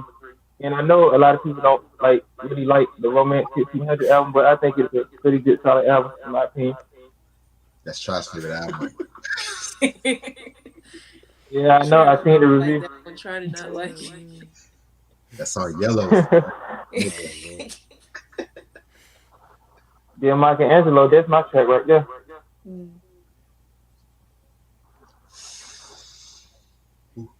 All right, this next artist, she came during a time when a lot of female artists wasn't really doing nothing throughout like the late 2000s and 2010s, and she just came through and made her own wave, if you can say that. But this album is her magnum opus. I don't think she has done anything close to this.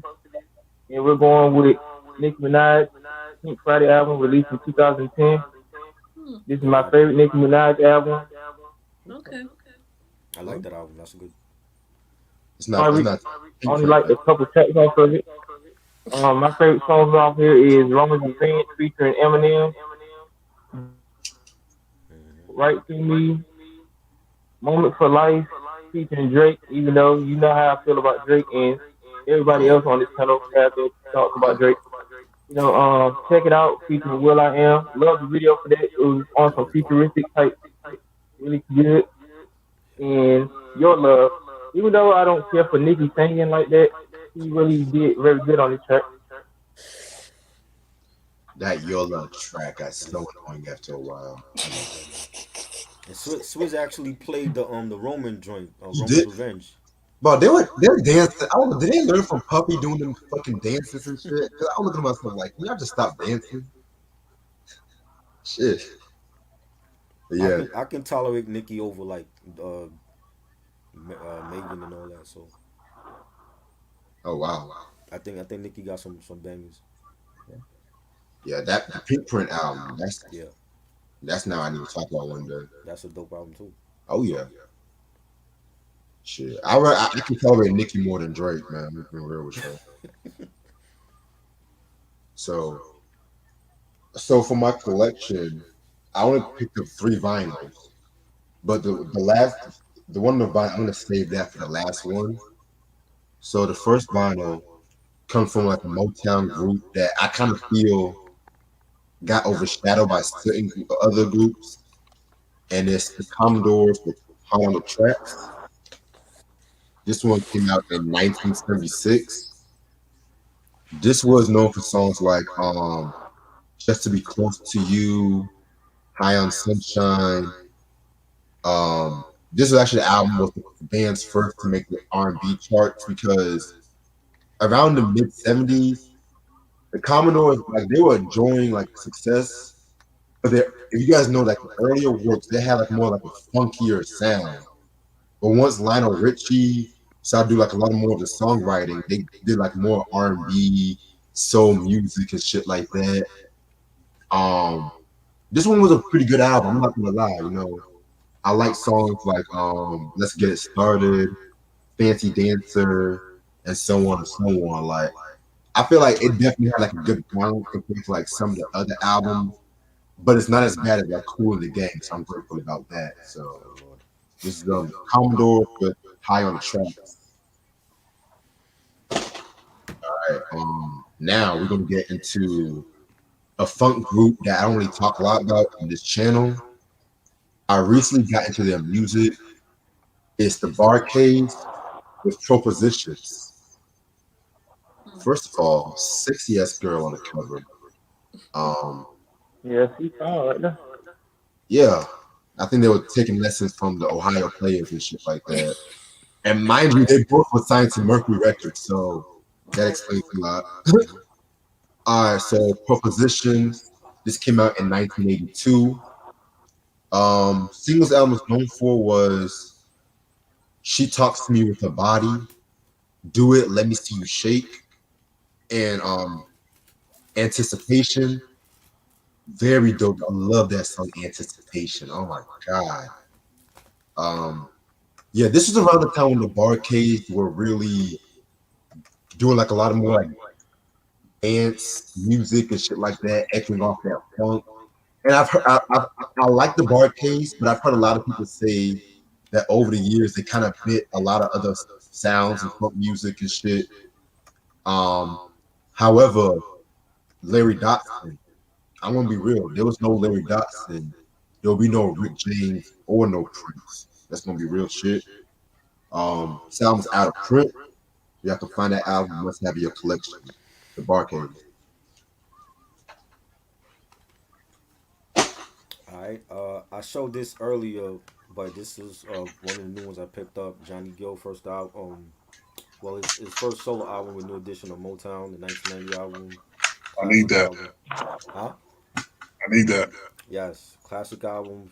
Farewell to Friend and Rub You the Right Way. My. Definitely a classic album.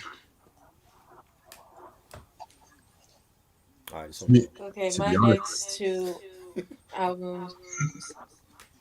Okay, my next two albums are from this group. Not sure if any of y'all know who they are. Apparently, their sound is electronica, down tempo, acid jazz, trip hop. ooh, 07's When It Falls. Never heard of them. Never heard of them either. But when you said Acid And Dad, their oh, okay, yeah. And their other album, Simple Things. What year Pretty did it much come I out? listen to these when I want to just like chill out sometimes. Definitely Simple Things album definitely puts me in that state of mind. I've only listened, I think, to a couple of songs from the When It Falls album. I gotta listen to the entire thing. But yeah, anyone who wants to listen to something different, definitely check their stuff out. What year was that they come out? What, Simple Things? Yeah. It came out in 2001. Okay. And When It Falls came out in 04. All right. I'll check them out. Yeah, you're able to find your stuff on Spotify and depending on where you get it online, because I got those two from Amazon. And thankfully, I was able to snag them because there was only like limited copies for both of those. send me the name of those if you have a chance, man. All right. Dope. Pretty cool.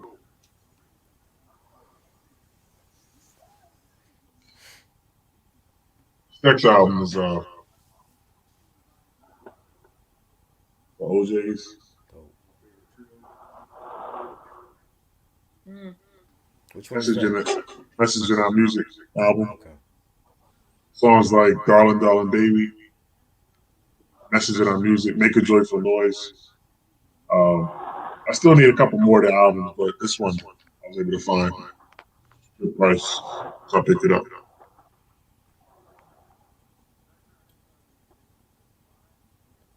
And this one too. Oh. Dope album. Okay. Yeah, we discussed that album. Yeah. Oh, You guys reviewed this? yeah. Yeah, we did. Oh, okay. Yeah. When she was broke and penniless. Oh. She looks so innocent on the album cover, right? Yeah. Broadway. Did you see the other one I got, Dredge? Yeah, the OJ's one. Yep.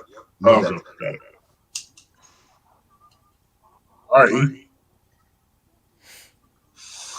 All right. We're going to move on from my brother DJ, and we're going to the 80s.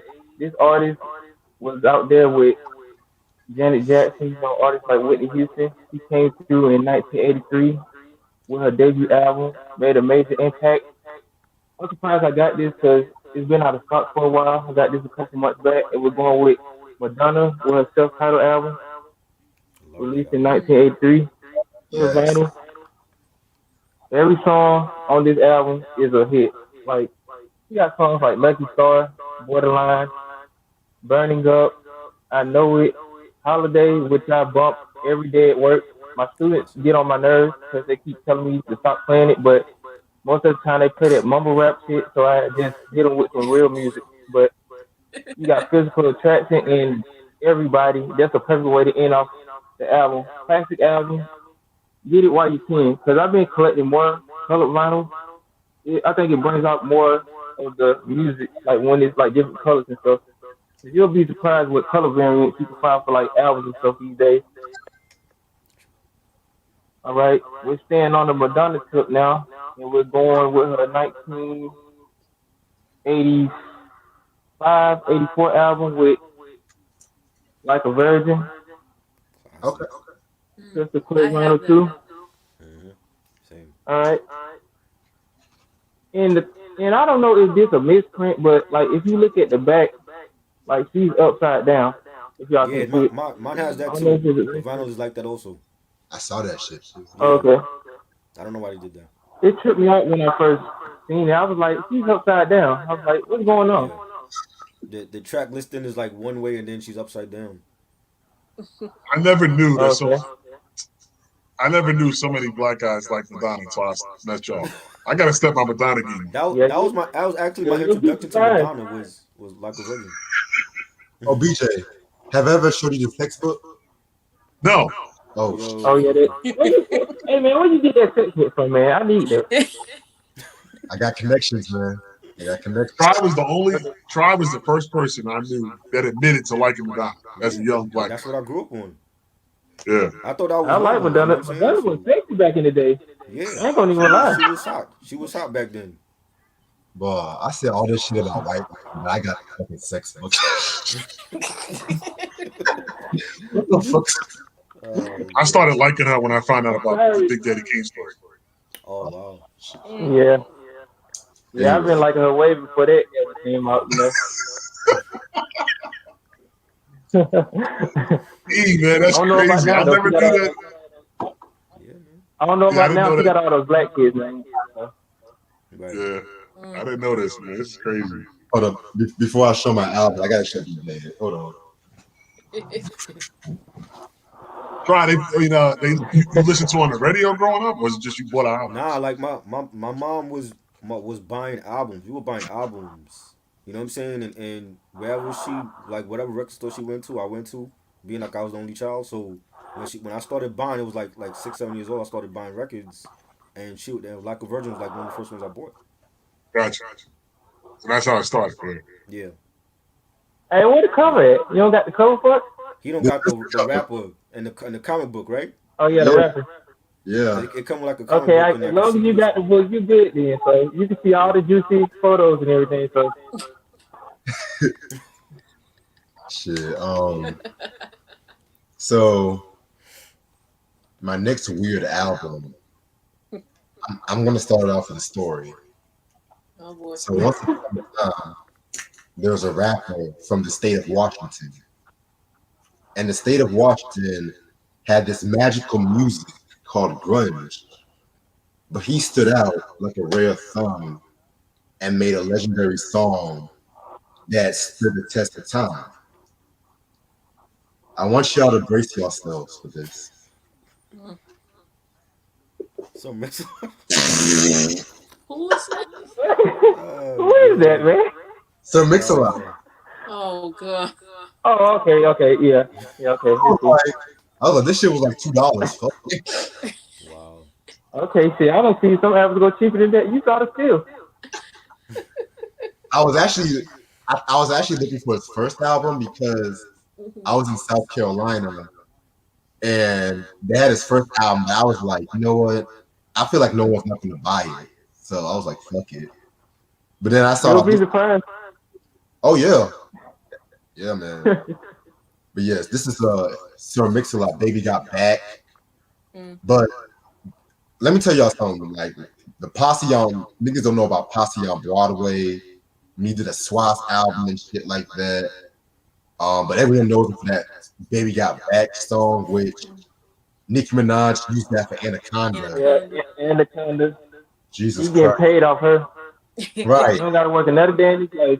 Right. One song. Him and Martell Jordan. But don't get me started on Montel. Don't get me started. Yeah, this but listen to these songs. Lockjaw. Testarossa. Sprung on the Cat. I'm your new god. Like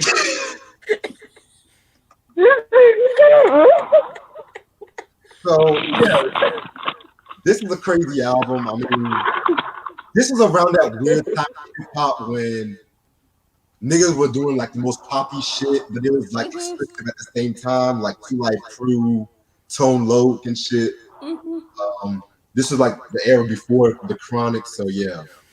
And yeah, this album. Yeah, everybody trying to find like this from Miami and shit. Right. Trying to get on the Vanilla Ice type shit. Yeah. Don't be surprised. I may talk about this album, so don't be surprised. And my next album, for some odd reason, everybody hates the album, but I love it. Me and Try talks about this album all the time. I have Justice for Glitter. Like, yeah. Okay. I never heard it, so I can't give my opinion on it. But I watched that movie. Oh my god. The movie was bad. I never watched the movie either. Don't ever watch it. It's not good. I never watched the movie Okay, either. thank you. Don't ever watch it I'm either. glad you want me.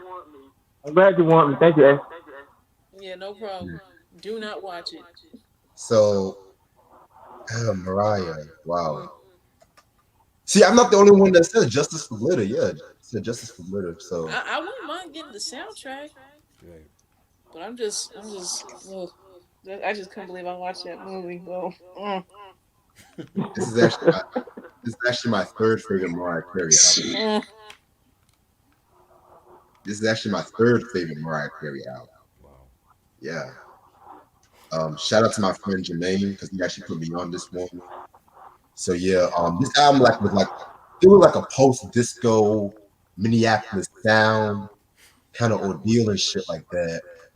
And it was known for songs like Loverboy, Reflections, Never Too Far, and Don't Stop Funkin' for Jamaica. And you know what's crazy though? This album was just put on streaming services last year. oh wow. Right, yeah. And this is around the time when Tommy Mottola, he had his fucking heart on Jennifer Lopez. That he tried to like kill Mariah Carey's career and stuff like that. I mean, it's well documented at this point. I don't feel like doing the whole story. But yeah, this album has dope songs. She did a cover of Sherelle's Didn't Mean to Turn You On. Mm-hmm. I mean, Saved My Life is good. Vocally, I feel like this is maybe one of her best albums too. Vocally, yep. I'm dropping some heat for y'all. So yeah, Justice for Glitter. And this album out of print. I think it's the only album out of print. Don't watch the movie. You're wasting your time. You know Do what? Just not watch I the I movie. might watch the movie. I might just give the movie a chance. Oh Lord. I hope you do an album review on it too when you watch it. Oh, it's coming. Oh Lord. It's coming. When y'all ask for album reviews, you drag me in it as well. So you know. I mean a movie review. My bad. A Oh, the movie movie review. review? Oh I'll pay God. money to see it. I'm on Reg. That's all gonna be all Reg. I ain't doing that. It depends how I feel. Hell no. That movie is terrible. I'll cash up you $10. I'll give you 20. I mean, you guys are looking at a guy that reviewed China Doll, so You comparing China Hey Doll to man, come that? on now. Y'all say that every time. You're comparing China Every Doll time to it's all that? along. no, I feel Man. like that's the in joke. The whole channel is like, Everybody be, oh my god, it be so. so you. Yo. Okay, I got last one I got is Sadat X Y Cowboys 1996. I love this album. I want to say this is still his best album. Stages and Lights and Hang 'Em High, the Lump Lump. Definitely a classic album. You got production from Pete Rock on here and Diamond D, Minnesota. Great album, man. Classic. Glad you got it, bro. Yeah, thanks. No problem.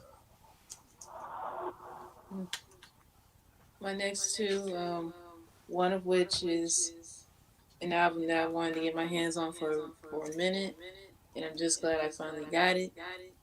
Destiny's Child, Survivor. Ooh, Dope. Mm-hmm. Mm-hmm. Yep. Yeah, so far I have their first two albums and this one. I don't have Destiny Fulfilled. Yeah, for anyone who's heard of the Survivor album or don't know some of the songs, of course, Independent Women Part 1, that was a huge hit for the Charlie's Angels movie. Survivor, of course, Bootylicious, their cover of Emotion. yes. Yeah. That was a cover? Mm-hmm. Oh. Yeah. Was that the same emotion song that Samantha Singh did, or was that something different? It was from this, I guess, this group from back in the 70s, I believe. Samantha. The BGs. Yeah.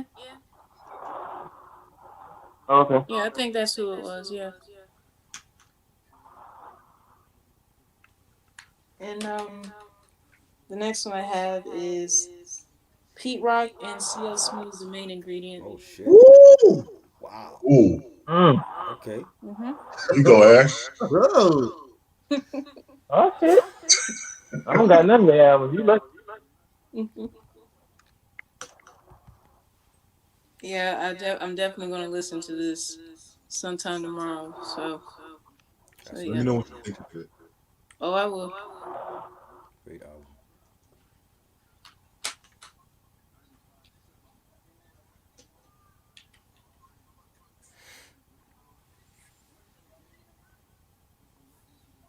Every time I hear that song, reminisce, I think about my brother. Oh, Yeah, and I think about my grandmother. She passed away like 93. oh. I'm sorry to hear that. When that song came out, That it came out like 92, but I got the out like summer 92. I bought the album, and then like that song just stuck with me. yeah, that's probably one of the best dedication hip hop songs. Yeah. Really. Yeah, definitely. That'd be a nice countdown review. Yeah. All time great dedication songs. Hmm. Yeah. That'll be dope. Yeah, Yeah, you don't get a lot of dedication song these days with these rappers and shit. they don't Nope. do that. Yeah, that's true. They don't do that. Yeah, Yeah. Unless the rapper actually dies and shit, and they want to show fake love. Right. Right. Yeah.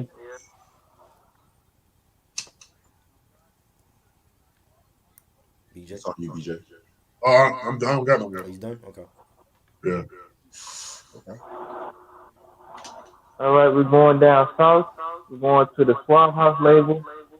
I don't really have a lot of albums from that label and their artists, but these dudes are a very underrated duo in hip hop. And this is probably one of their best albums as a group. And we're going with 8 Ball and MJG's On Top of the World. Yo. You got songs like Pimp in My Own Rhyme, What Can I Do, For Real, Funk Mission, Hit That Shit. Man, this whole album is perfect, man. Like, 8 Ball and MJG is just a perfect combination.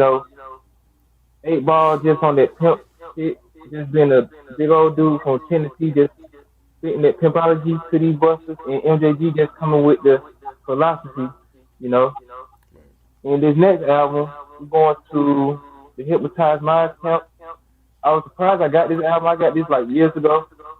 And I paid like $8 for it, and this shit is like kilo prices now. We're going with Project Pat, Mr. Don't Play, Oh Nice. wow. released in 2001. Like this is a straight up like don't listen to this album if you don't supposed to be listening to it, kids. Like this ain't for the soft minded motherfuckers out there. This is a straight up like down south doom type music. Like you supposed to listen to this at night. You might need an exorcist after you listen to the album because you already know how P6 Mafia get down. Hmm. That's the album with Chicken Head. The Chicken Head Yeah, joint was on it. Yeah. straight actually, I up do. pick up kid music right here. Oh yeah. Mm. Yeah, man. In other words, if you love Juicy J now, that's not the album for y'all. That's the way I put it. That's them dope picks, y'all. Actually, I got one more, Rich. Oh, go ahead, bro. I don't know if I showed y'all this yet. Oh yes, Oh, classic. okay. Classic Aw. album. Oh shit! Love that album. Is that the OG version? Yeah, yeah, it's pretty. Does it come with like the bonus stuff like on the CD? Nah, it just Oh, okay. has Jane is the last song on there. Nice. Yeah, Yeah, man. '88 was a great year in hip hop. This came out '88. Oh yeah, definitely. Great. Yeah, one of the best years in hip hop history.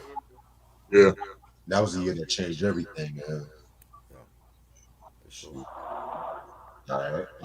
that was it. Sorry to cut you off, Rich. Oh no, go ahead, man. You good. So I'm actually happy because these next two albums are like the first albums I have from each artist, and this is actually the first dancehall album I have. Hmm. Shabba Ranks, Yes. as raw as ever. Classic album. Oh yeah, All right. this came out in 1991. Yeah, Shabba. Everyone knows who he is. Hmm. My opinion, the king of dancehall, in my opinion. I mean, shit. This album, like, this is one of the albums that really like put him out there in the mainstream and shit. In my opinion, like, he has singles like I want to say "House Call" was a single. Yeah. The song with Karis One, "The Jam" was a single.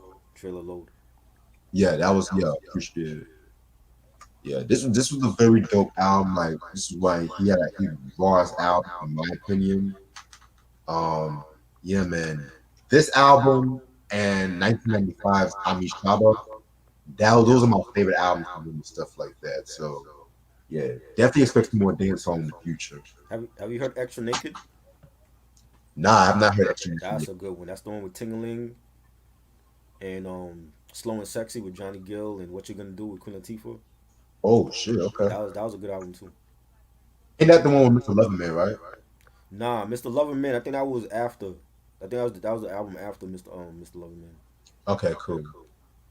All right. And then I got MOP, First Family for Life. Great album. Yes, this came out in 1998 on Relativity. Yeah, this is a very, very, very good album. I want to say it's like my second favorite album from them. Four Alarm Blaze with Teflon and Jay Z. Oh my god, they were fucking rhyming over the dun dun dun that shit. Oh, Eye of the Tiger joint. oh yeah. Mm-hmm. What up, Jay, Aaron? Jay, Jay and Teflon did their thing on that one. There was also known for singles like what was the single? Shit. I want to say Breaking the Rules was a single. Can't remember. Shit, yeah, I'm on Wikipedia right now, but yeah, this album right here is definitely one of their best albums. Yo, Four Alarm Blaze, yeah, and Handle Your Business. Those are the singles. Handle your business, right? Yeah, yeah. There was a video for Four Alarm Blaze too, if I'm not Yep. mistaken. Yep. Okay, so yeah, this is a very dope album. I don't hear a lot of MOP fans talk about this album like that. You know what I'm saying? But Right. yeah, definitely a very good album. Definitely need to get some more of that albums in the future. So, Yeah. My next picks are Kendrick Lamar's "Damn," nice. Okay. hmm Great album. and I also have Madonna's "The Immaculate Collection." Great album. Yep. Love I that need greatest hits. That's probably like one of my favorite greatest hits sets. This one. that. Yeah. She got Justify My Love is on that one. hmm Great album.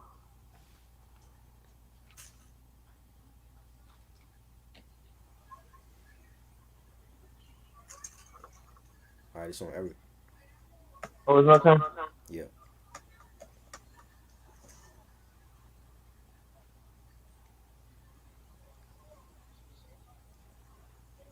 All right, we're gonna go to New York, Street to Yonkers. These dudes, they was on the label that wasn't really doing shit for them. They was all in the videos doing that gritty type shit.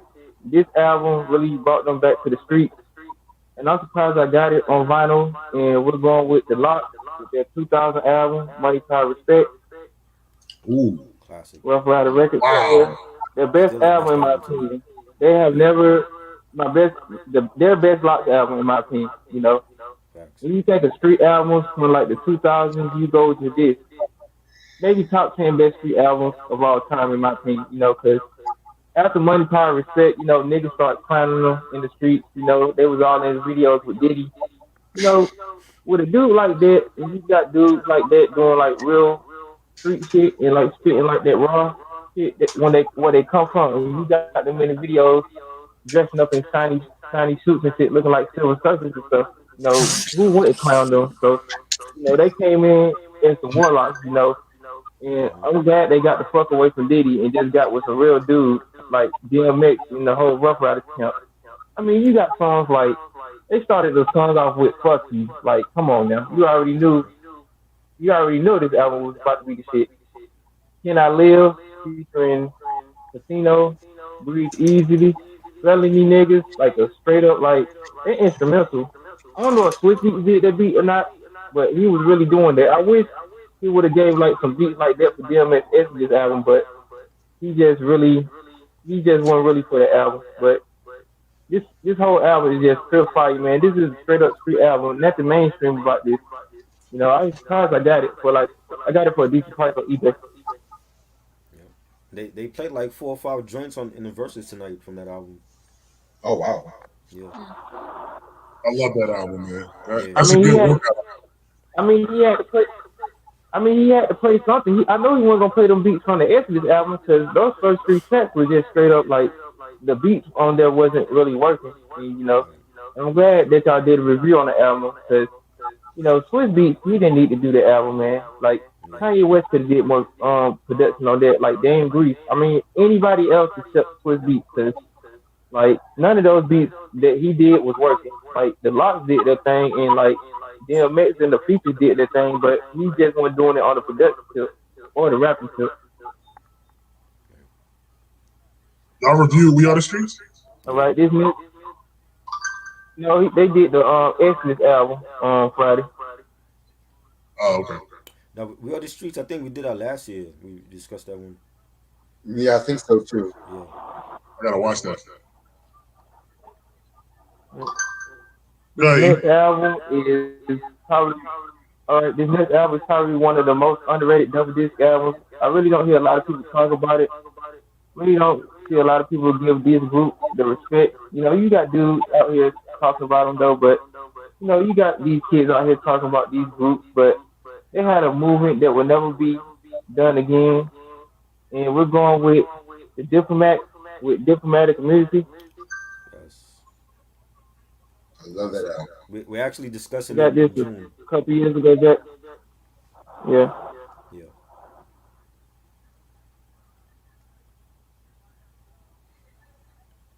Great album.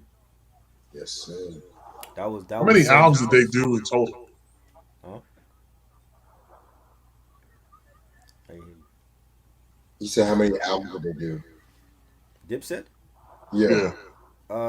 Well, they did Diplomatic Immunity 1 and 2, and then they did like an EP that came out like 2 or 3 years ago. Okay. All right. So some albums I have from my dad's collection, and this album recently came in my head, so I was like, you know what? Fuck it. It's the Jackson 2300 Jackson Street. Oh Lord. Mm. Oh Oh my Lord. God. No.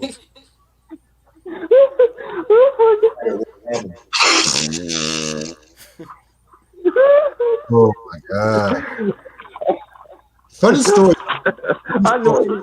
I knew when you showed it. I was like, oh shit, oh God. Funny story about this song. So all these years, and me and BJ were talking about this earlier. I've always thought the lyrics was 2300 Jackson Street, always hoeing. But What is it was actually home. Yeah, So I was, they said home. and Yeah, they did say home. Bro. the only reason why I even this is their weakest album. I'm gonna be real with You you. think? Mm. No But shit. the song 2300 Jackson Street, I'm not gonna lie, that's a chill song. Michael only sang that for 5 seconds. He just stole the show, in my opinion. Mm. But the bullshit with this album, they try to go for that New Jack Swing, and I had mixed feelings about Victory, but I would listen to Victory in a heartbeat over this album shit. I like Victory way more than that fucking album. Yep. You know what? So I what? said I'd rather listen to the Victory album than Oh yeah. Hell, I'd rather listen to the Dynamite than Jermaine Jackson in this one. And that's coming a lot. That says a lot. But yeah, songs like fucking I Maria, ain't going that far. I'd rather just listen to the main That's a Jackson good verse album. get He don't like the album. fucking. I mean, you had some of the best like Babyface, Teddy Riley. I'm like, it was just way past their prime. I mean, Mm. yeah. I think a lot of Jackson fans love to forget about this album, Yes. minus the title track. Even the video on that title track was just cheesy as fuck. Yeah, I'm like, y'all know y'all ain't that close as a family. Hey, that I would Can never You lie. Feel It music video is crazy too. It's like a Voltron music video that Can You Feel It music Oh, video. oh my god. So yeah, this album I think is out of print. So if y'all can find it, y'all if y'all like Jackson's fans, but I don't think their fans are finding this song. oh shit, Mm. man. I'm surprised they didn't get no reissue, nothing like that. No, they don't need that. No. Even look at the album cover, like what the fuck? The fuck they all is How much did sunglasses. you get that for? A penny? How much you got that for? Mm. You said what? Yeah, the How feed. much did you buy it for? No, this is my dad. Oh, okay. He had this for like since like the yeah, I think Oh, he got so his when Your he came dad out. actually bought that? He's a Jackson fan, like yeah. Salute to him. I am too, but damn. yeah. I got like 5 albums from my dad's collection. I'm gonna show y'all and shit. So y'all be All right. surprised. So I got Ariana Grande's Positions album. Dope Oh album. wow. That was dope. My first Ariana Grande album. She's so beautiful. Yeah. She is. I've not heard this album yet, Mm. but you say I know you say you like She's more. It's that album's more raunchier than her other albums in the past. I know. Yeah. That's why I got I know. He said, yeah, I already know. so expect a review on this maybe sometime this Mm. Dylan Reg, man. I knew it was the reason why he had that album. well actually because Jermaine actually requested me to he always loved Ariana Grande, so I took his word on that too. Mm. So shout out to him again. Yeah. The only Ariana Grande album I have is Sweetener. Yeah, I have that one. That's a good one. Yeah. I need to get more albums. I've been getting more Lady Gaga albums lately. Mm. Yeah, I like Lady Gaga too. I She's was in the never into Lady Gaga like that. I'm sorry. No? yeah, she's in the quiet taste for me too. Mm. Yeah. All right. My next picks are well, one of them is an album that me, Reg, and Try we discussed. Excuse me. Either last year or year before. It's Tony Braxton's Secrets album. Yes, love that Hmm. album. I respect it. I like it. I respect it. Yeah, yeah, Mm. yeah.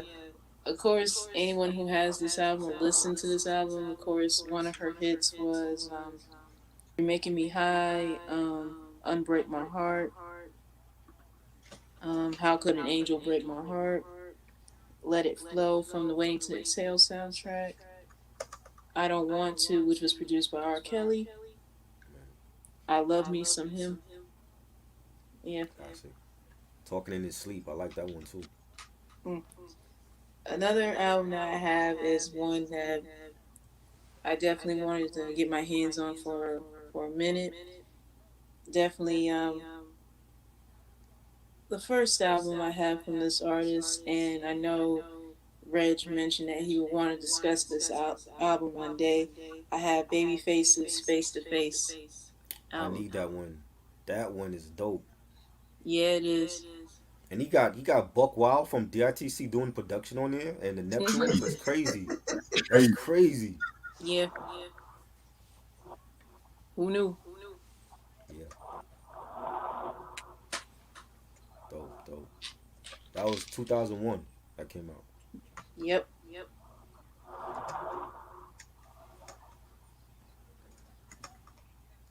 All right, we're going back to Motown. This lady is a legend. She's celebrating her 50th anniversary of this album.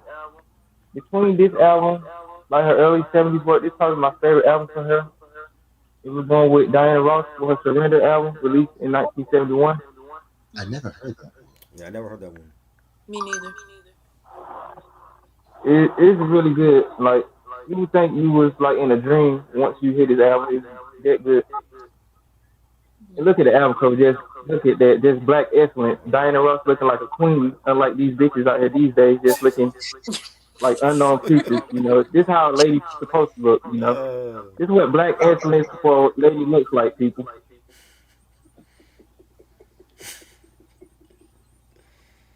So All right. He's right though. Yeah. All right. We're gonna stay in the 70s. Yeah, we're gonna stay in the 70s. We're going with something from the black exploitation realm. Between this and the Superfly soundtrack is up there and like one of the greatest black exploitation movie soundtracks in my opinion. And we're going with Willie Hutchins, the Mac soundtrack. Oh wow, I need. Mm. Woo! that's dope. Oh Nice. wow. Willie Hutchins, like, ooh, how you heard of the I forgot the album he put out in '74. It's like an album cover with like the devils on it, Mark of the Beast. Nah, I have not heard that. I heard that. Okay. Yeah, I love that movie, The Mac, man. Yeah, man. Richard Pryor was a character in that movie, man.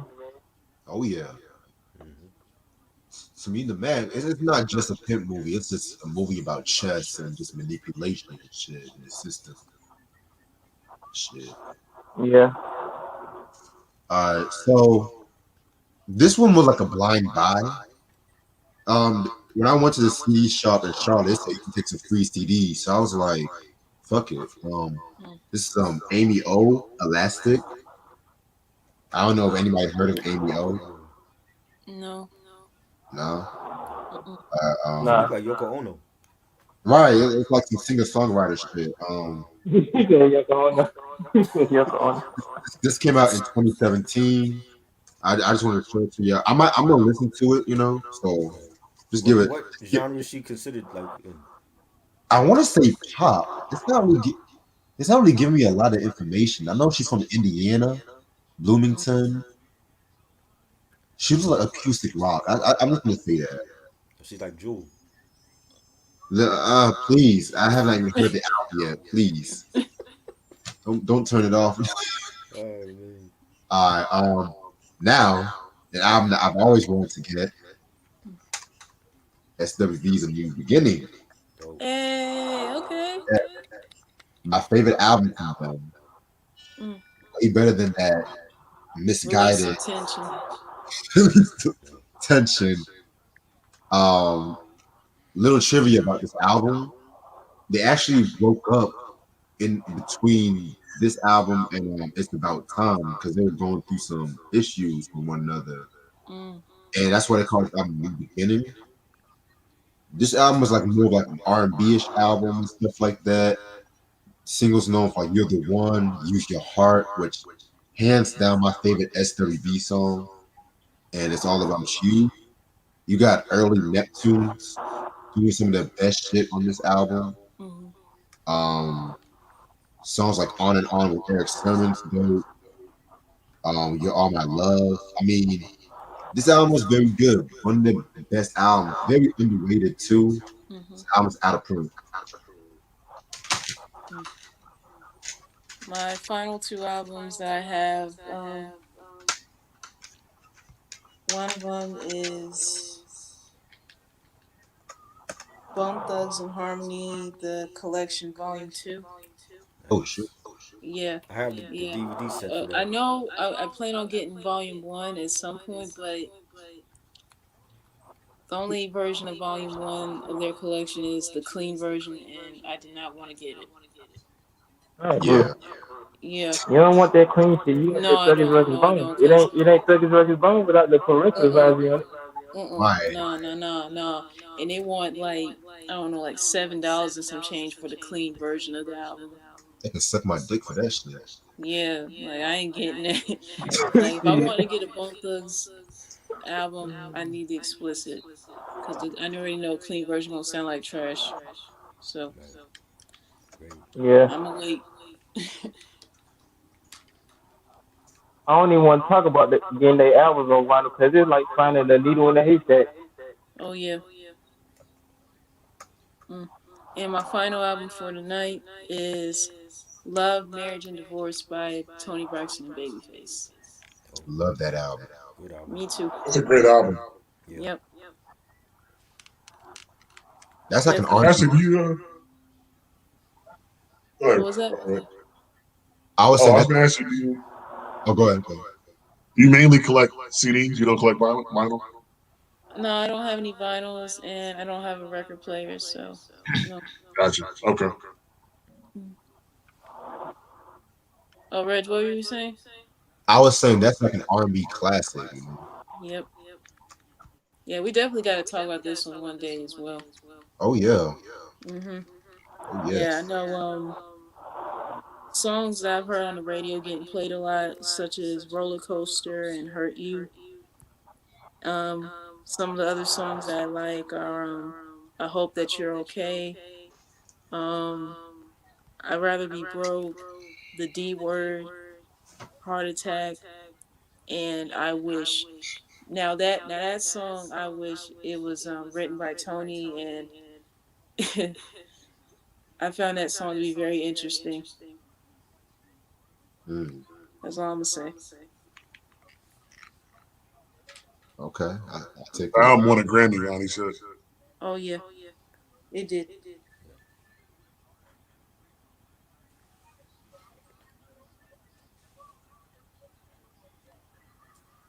Yeah, that's it. That's it for me. Those are all the CDs I have. All right, cool. It's on you, Eric.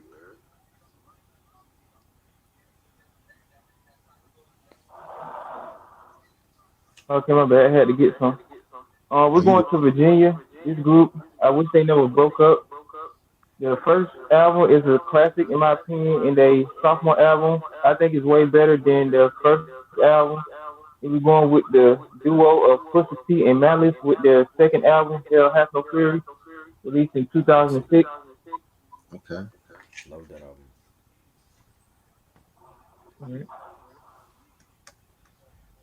Yes.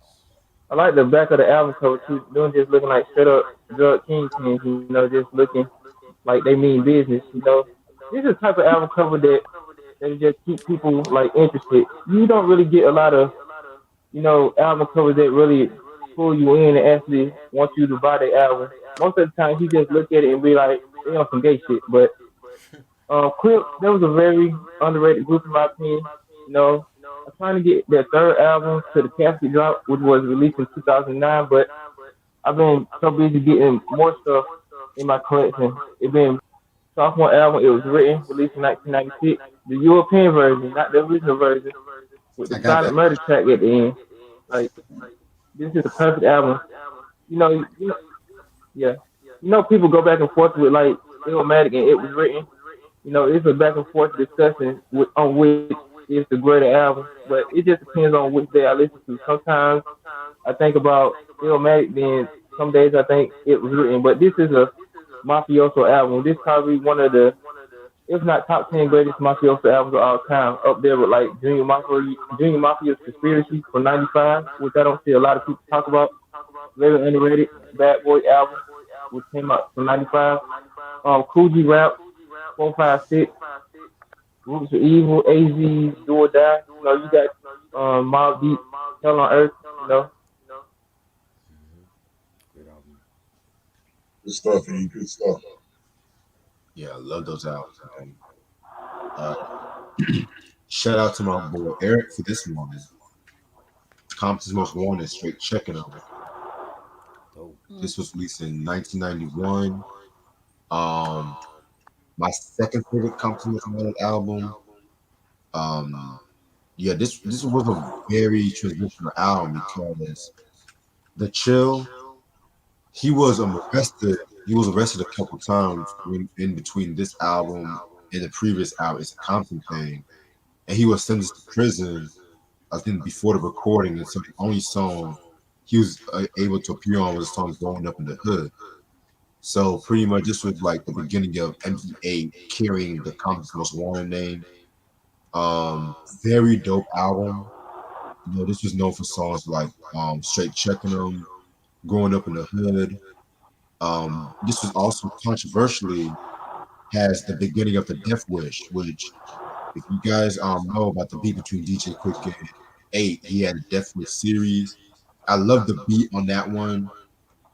And one thing about Compton Was Wanted, when they used to make that dedication songs, like the outro song dedicated to homies or whatever, they had the illest beats and shit like that, like Gangsta Shout Out.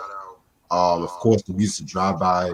I love that beat to that outro and shit like that. So very, very dope album. Definitely got to talk about this album one day. straight checking them. I think this album's out of print too. Thank you so much, Eric. Been looking so long for this one. And now, Oh, you're welcome, man. I got it on Discog for a decent price. appreciate it. Now, this we're gonna go from Compton to Houston. Um, these girls definitely like Houston was definitely one of the highest figures in Houston shit. I got Jessie Chow's first album, Nice. self-titled, very dope album in my opinion. I felt like the first two Jessie Chow albums are my favorite. Hmm. This was like more R&B in my opinion. Like this was known for No No No, which the part two remix. This is the remix where Yeah. pretty much jacked the whole EPM. Wyclef jacked the whole EPMD beat for that one. I love the song. Show Me the Way. Tell Me. Yeah, man. This was known for like the lineup of Beyonce. I want to say Beyonce, Kelly, Latoya, Latoya, and Latavia, right? Latavia, yeah. Latavia, whatever. But thank you though. Yeah, man. Very very dope album. Even though I feel like Writing on the Wall, that's my joint from them, but this one has more of an R&B sound to it. I want to say this album is out of 22, so if y'all can find it, it must have in your collection.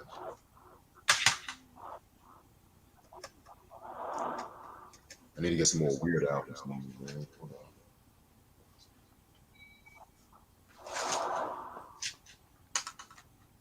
All right, then. We're going back to the disco era. This artist is a legend in my opinion. She's probably one of the greatest disco artists of all time, female wise, and I love her work. I really love her '80s work too. Some of her albums are very underrated. This album came out in 1979. It's a colored version, and it's probably one of the best disco albums, if not one of the best albums of 1979 besides Michael Jackson's Off the Wall. If we're going with Donna Summer's Bad Girls album, released in Hmm. 1979. Ooh, Classic. This is the French version with the orange colored vinyl.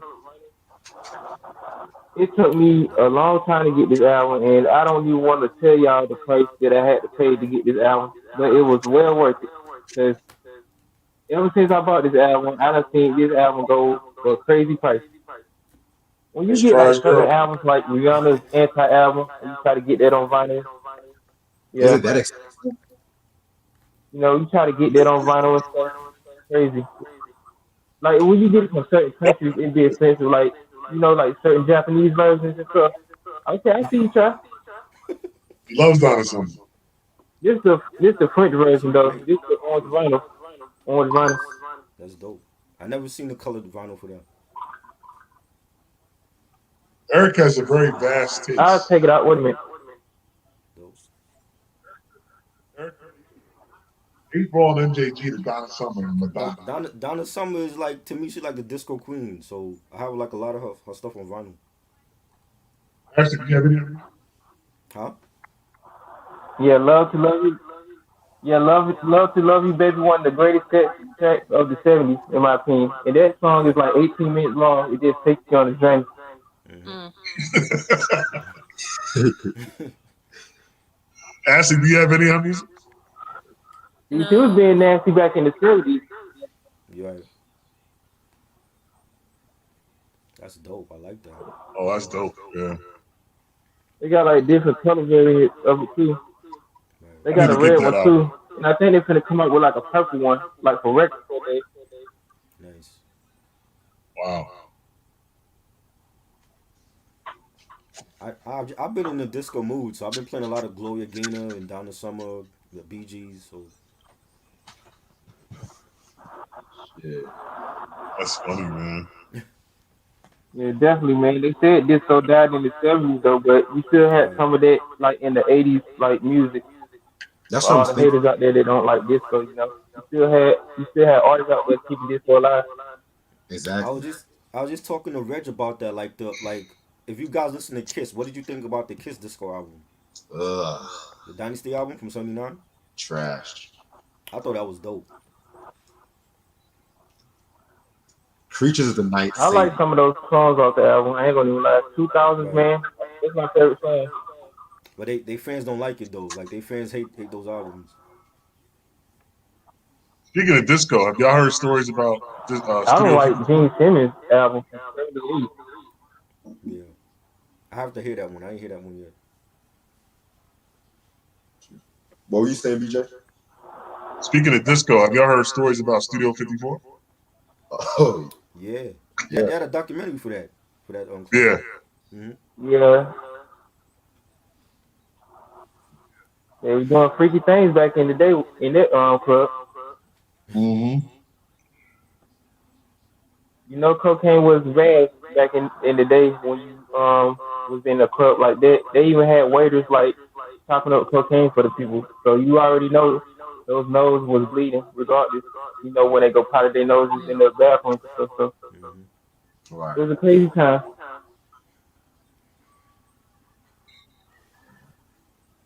All right, this next one is a Japanese version of the album. The only thing I don't like about it is it don't got the OBI strip. Cause you know with Japanese vinyls and stuff, they want an arm and a leg for it. Right. I don't know why, but most Japanese pressings are way better. You don't really hear a lot of pop. You don't really get a lot of skips with it. And this version of the album has an extra track on it, which was supposed to be on the album. Y'all discussed, y'all did a review on this artist on her first two albums, which I like in my opinion. Don't laugh at me now. So this is Janet Jackson's Oh Control yes. album, the Japanese Like that. version. I like that. It got the track "Let's Start Anew." Like when you think about this song, if you ever heard it, I think of Japan. I don't know why. I guess because of the instrumental. But it got all the tracks from the original version, but it just got the "Start a New" track, which was supposed to be on the Dream Street album, in my opinion, Wow. if I'm not mistaken, because I did some research on it, and I think it was supposed to be on the Dream Street album. It sounded like it could have been on like the Beverly Hills Cop soundtrack or something. Right. Dope album. Classic album, celebrating 35 years. You know, when you think about albums like from the 80s, like you think of certain albums now, and you go down the line in 35 years, when you think about most of these dudes' albums or most of these female artists' albums, it's like in like hip hop, like it's only gonna be a certain few. Like, I can't count on my fingers like certain female albums like from this generation that you'll be thinking about in the next 35 years. Like I was saying earlier, Diana Ross is going to celebrate her 50th anniversary on the album I showed earlier, Surrender, because that came out in '71. Right. Yes, sir. All right. These two albums I've done reviews on my channel, so I'm just gonna run by them. It's Eminem with the Relapse album. Dope. Believe it or not, really good album, but I had some issues with it. Me and Try talk about the fucking voice, like the weird fucking voice and shit. Um, yeah. Check out the review on this one. I also have LL Cool J's Go.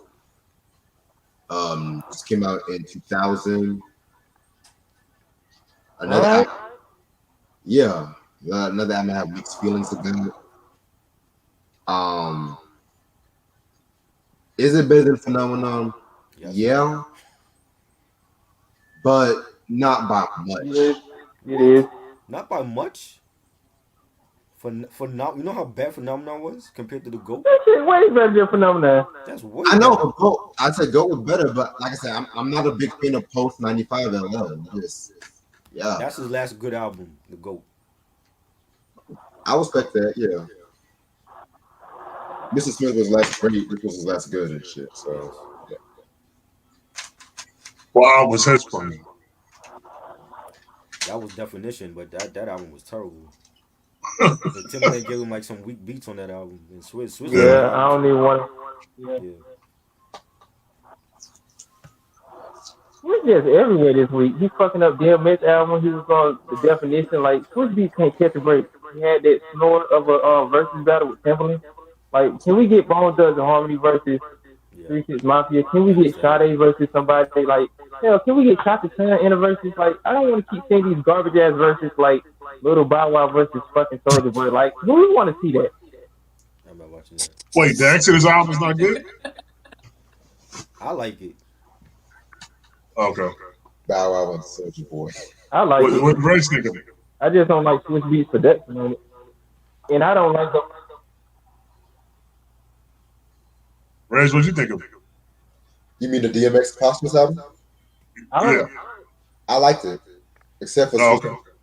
the first 4 tracks I did not like. That's gonna be real with y'all. Yeah, his production is shaky at this point.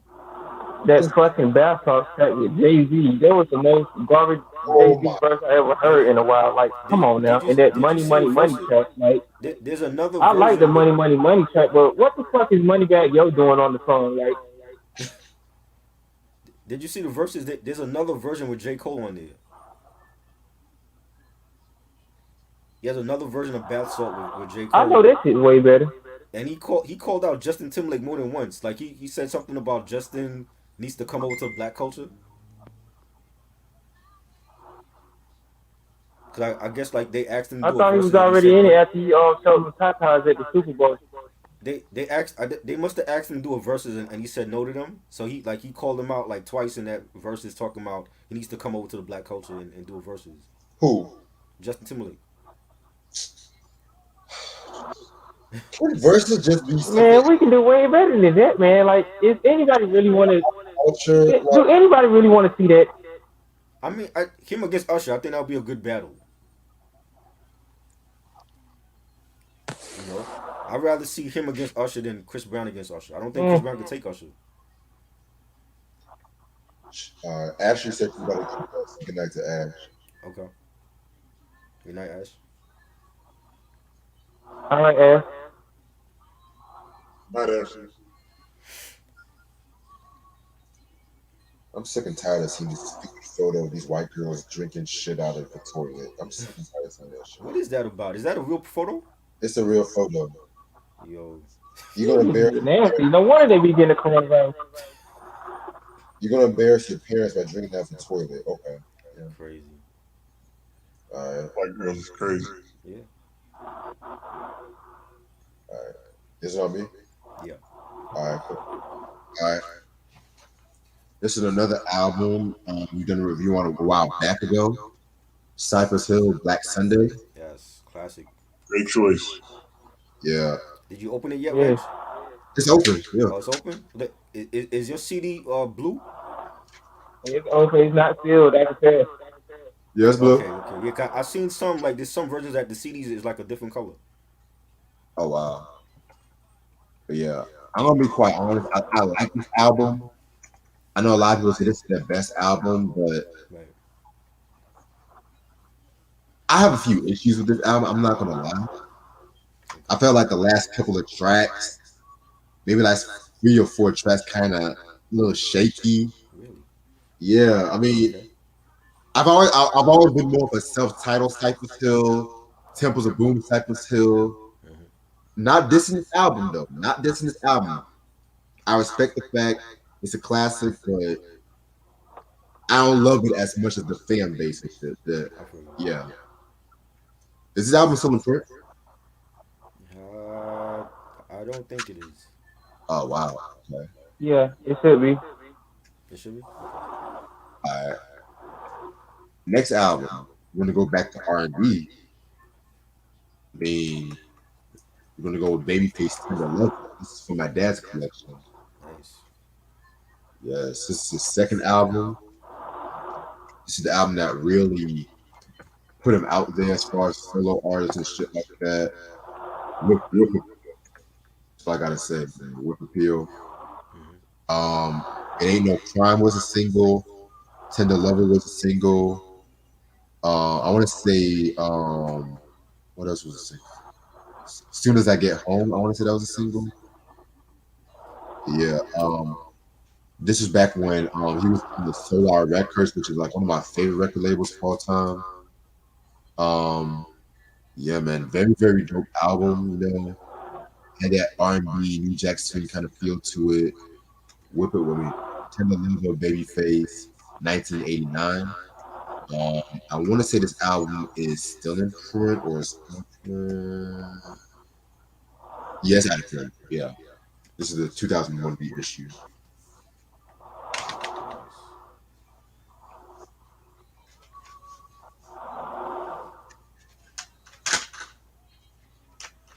All right, we're going with Rihanna. I'm ready for her to drop her R9 album. It's been 5 years since Anti. I don't know what she's waiting for. I'm ready for her to come back out. I'm tired of hearing bitches like Cardi B, Megan Thee Stallion, and all these other bras out here that think they doing something. We need Rihanna to come back. I'm really tired of hearing Nicki Minaj, after that Queen album. And we're going with her 2011 album, if I'm not mistaken. Talk That Talk. Oh, Oh wow. And look at the back of the album cover. Like, come on now. nice.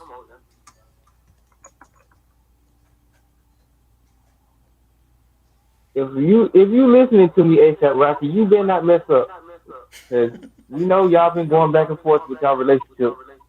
My favorite songs off here is "We Found Love," "Talk That Talk," featuring Jay Z. "Cockiness." If you ever heard that track, that's the most nastiest song I ever seen her do, in my opinion. Jesus. "Birthday Cake" is a straight up strip club song. You can see girls twerking to that now. Um, "Drunk on Love," that's really good, and "Rock Me Out." Those are my favorite songs off the album.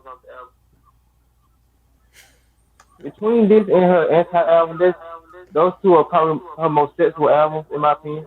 Because R9, I mean not R9, but Rated R, probably one of her darkest albums in her discography. I agree.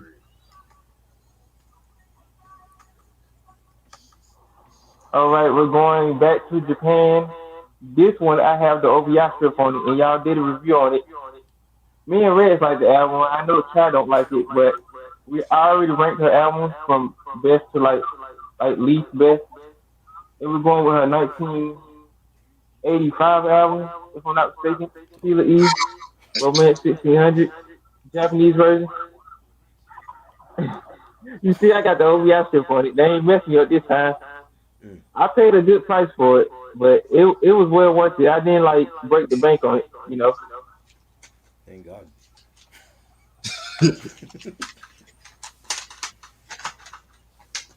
All right. Yeah, I'm starting to collect more Japanese albums, with the OVI strip. Wait. I got some more weird albums. Albums you wouldn't expect me to have. Oh boy.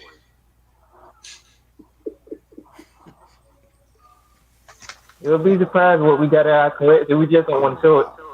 I got MC Hammer's Let's Get It Started. I don't know that one. I got that too. I ain't even gonna lie. I like it. I ain't gonna even lie. Yo, okay. So this was before he went pop, but this is like his major label. You gotta try. Hmm? He gotta explain it first, right? That's how I you was know. about to say, I'm like, I thought you was always pop. That's Yeah, definitely yeah. a boom bap album. Let me explain. Let me explain. All right, so back the West Coast, and shit. Hammer, he was pop, but he wasn't pop. If that makes sense. Like he wasn't like the typical. Right, he was like the party rapper, continuing the tradition of Busy Bee. But once he did the "You Can't Touch This," that exploded. Right. That's when he got pop. Emphasis on the P. That shit. This one was like his breakout album. Like, let's get it started. Turn This Mother Out. I love that song. Turn This He Mother wasn't Out. known back then though for that one. I mean, he was getting there because he was getting number one on R&B charts and shit too and shit. So he was getting there compared to the first album, '86. Mm. Which brings me back to that because he actually did the first album for this album and stuff too. But this album kind of got some controversy because I want to say the song They turned his mother out. He was throwing shots at Run DMC, LL Cool J, and Dougie Fresh. Right. And actually, it was Let's Get It Started. Excuse me. And that's why LL went at him with it to the break of dawn Mm-hmm. and shit like that too. That's why Run DMC dissed him on the Arsenio Hall and shit like that. So yeah, man. And then this album's of course out of print. Not a lot of Hammer fans know this album and shit. They just I know don't know. Please Hammer Don't Hurt Him and and shit like that. And I Yeah. was not looking for this album. I just saw it for like $1. So I was like, you know what? Why not? I want to say I got an album before he went pop and shit like that. Well, excuse me, pop. Yeah. Rap is not pop. If you call it that, then stop. Hip hop quotable. Shit. That's more like that's more like a workout album, like a bump Right. set, like music commercial album or something. The cactus turned Hammer's mother out. Right? Man, okay. This is crazy. Yeah, I love Third Base, man.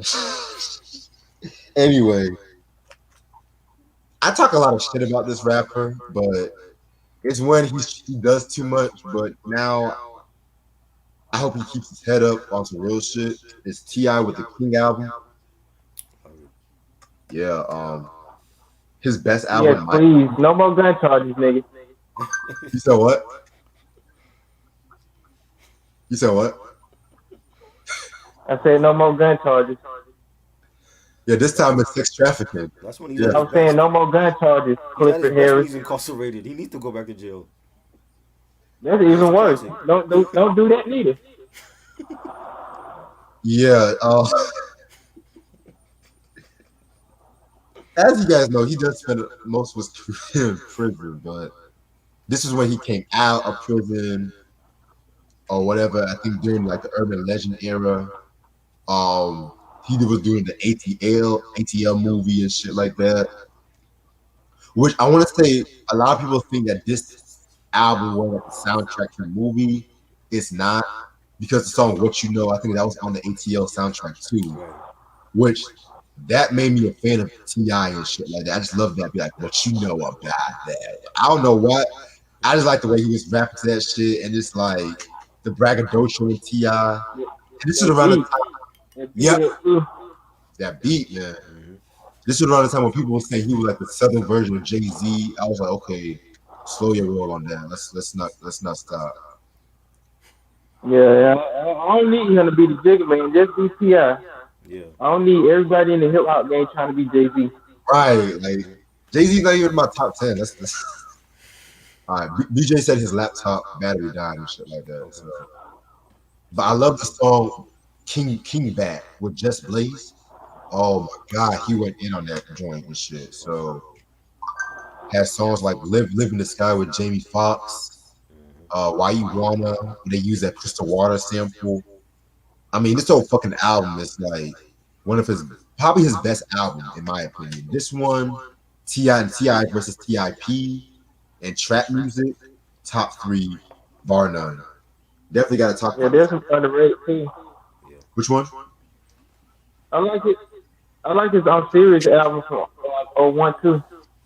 And Urban Legend underrated too. Yeah. I don't really hear a lot of people Paper talk about Trail. that. I love Paper Trail too. That one is great. Oh, Paper Trail was Yeah. good.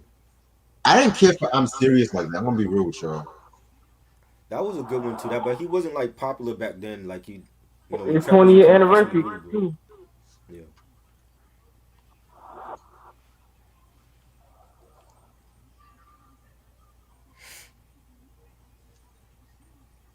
All right, we're leaving the south to go to Shaolin. I'm lucky to get this, and it's a very different type of vinyl. I never had one of these in my collection. We're going with the Wu-Tang Clan with cream, Oh, the picture disc, dope. Oh wow. like a W-shaped 7-inch vinyl. That is dope. You got the cream track and the mystery of chess boxing. Nice.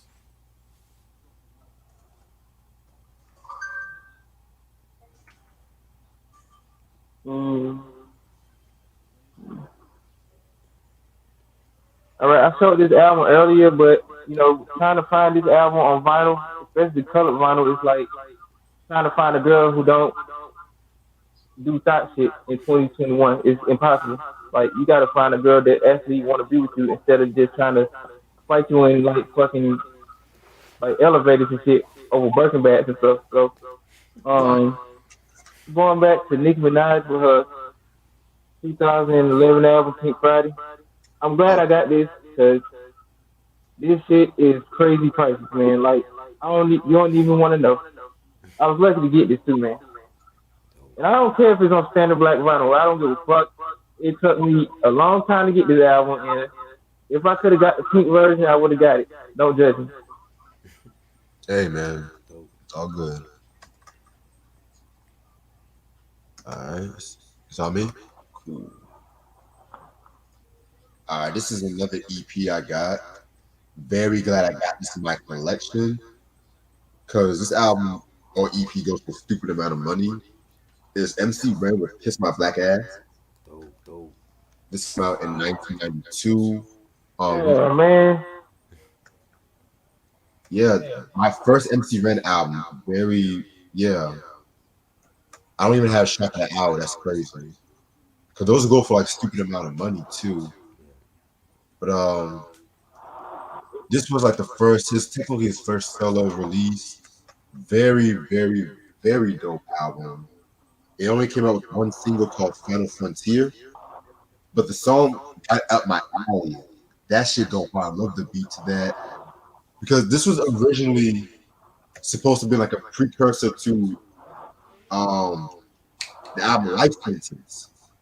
However, I want to say it got unreleased and whatnot, and so certain songs on the Life Sentence album it ended up being on Shock of the Hour. At that time, he had joined the Nation of Islam, and he wanted like get a different outlook on his life, and he didn't want to do like the shit he was doing on this one. So he kept like certain songs and redid certain songs, and that's how he did the Shock of the Hour. Which I feel like that Shock of the Hour is my personal favorite MC Ren album. Which I'm gonna make it a. I'm gonna try to get that album one day. Fuck that. But yeah, this album right here, very good I album. got that too. I actually gonna get you a copy of it. You said what? You said what? I said I got the Shock of the Hour album on CD. I'll see if I can get you a copy. Oh wow. Yeah, man. Even the villain is black. The one from '96 was dope too.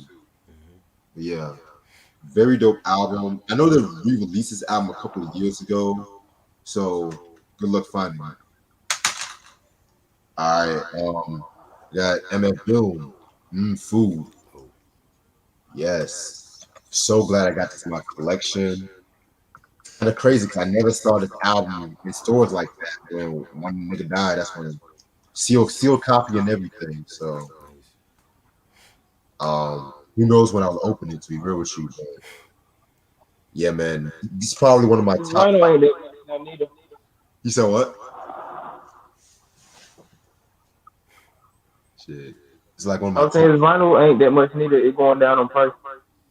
Yeah, I'm seeing that shit too. Um, pretty much he was known for like One Beer and Hoe Cakes. I love that song, Hoe Cakes. Everything, this whole album is pretty much a metaphor for food. But the beats, I love the beats. He used a lot of '80s R&B samples on this album. I always love when MF Doom uses a lot of '80s R&B stuff like SOS Band, Tina Marie, and shit like that too. Must have in your collection. Yes, this album is out of print, but yeah, man. I want to say this one also has like a DVD Yeah. and shit like that too. So yeah, so glad I got this album in my collection. This is MF Doom, Food. Got a few more albums. Shit. All right, we're going to an artist who should have been in the. All right, all right, we're going with an artist that should have been nominated for the Rock and Roll Hall of Fame this year, but You know the politics will be keeping her out for years to come if she doesn't die. You know how they do with dead artists and stuff. They going to put them in instead of just giving them their flowers while they're alive. Right. Very underrated artist when it comes to her '80s work, but she was an iconic member of the group Shaka Khan and Rufus. And we're going with Shaka Khan with her first time album, Oh wow. original album series. Dope, dope. You got the album Shaka, Naughty, What You Gonna Do For Me, Shaka Khan, and my favorite Shaka Khan solo album, I Feel For You. I like the CK album too and the Destiny album from '86. I think they're underrated albums in my opinion. I Naughty I have on vinyl. That was a good album too.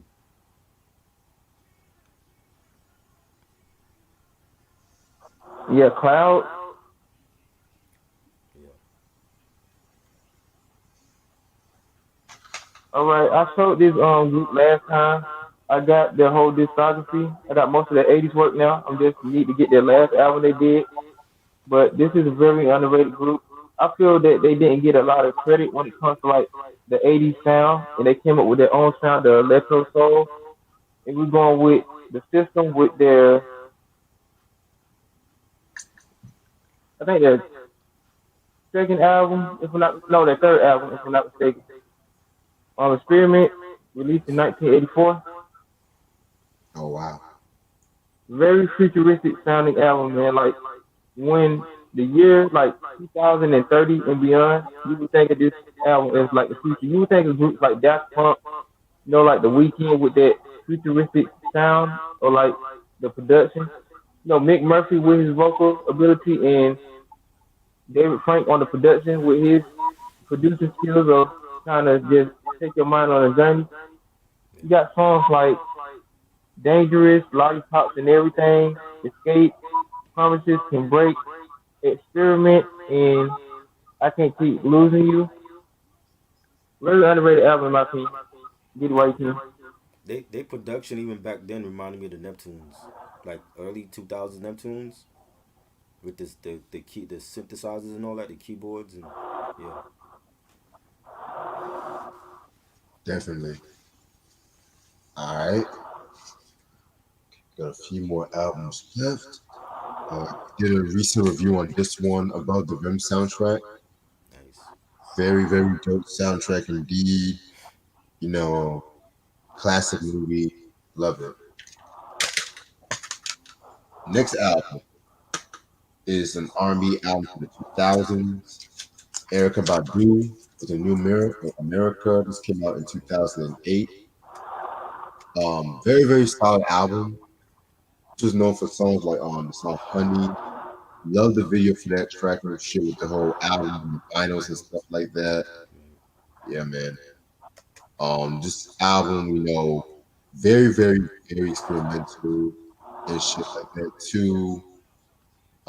Very socially conscious. One of her, I mean, it's Erica Badu, so everything she drops is very good, like perfect and close to perfect. Very dope album. Must have in your collection.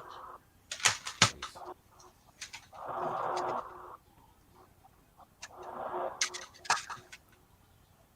All right. We're going back to Paisley Park with an album that both of y'all will like, especially you, Ty. I got this in February when it was Black History Month. We're going with her second album, Sheila E., The Glamorous Life, That's a good released in album. 1984 on Teal Green Vinyl. Dope. Oh yeah, and I never noticed that some dude was drunk on the floor. I've been getting this album like numerous times. I never noticed that like when I looked at the album cover. Oh wow.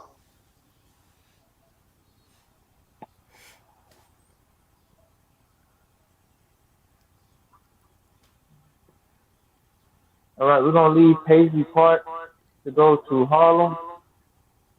We're going with a group of rappers that I think they should come out with another album, especially certain artists in the group. Um, it's not ASAP Rocky, it's one of his counterparts. I think this is his best album in my opinion. We're going with ASAP Ferg with his Trap Lord album. R.I.P. Okay. Oh wait, It's Yams that died, right? Yeah, Oh, okay. Then. Ferg is alive. Yeah, you got songs like Shabba featuring A$AP Rocky, Lord featuring Bone Thugs and Harmony, Hood Pope, classic music video in my opinion. Let me see, Dump Dump, the Work remix featuring A$AP Rocky, French Montana, Garbage Ass, Trinidad James, and Schoolboy Q. I could have done without French Montana and Trinidad James. You could have had like two more better MCs on there. I only like A$AP Ferg, A$AP Rocky, and Schoolboy Q on it. And I think they got a song with I think they got a song with Onyx on it called Fuck Out of My Face with Be Real and Onyx on it. And Cocaine Castle, that's like a perfect way to end off the album. A sad way to end off the album though, but it's really dark and it's just like eerie. Like when you listen to that song, you'll probably think of like the Carter Interesting. off New Jack City. All right, that's a dope comparison. Okay. Got another album from my dad's collection. Very dope live album. It's the Commodores Live. This came out in 1977. This was during like their 1976 U.S. tour and shit like that. Very, very cool live album. I love the live version of Zoom and Easy on this one. Very good. Must have in your collection. All right, and then got the Beat Nuts from Street Level. Classic.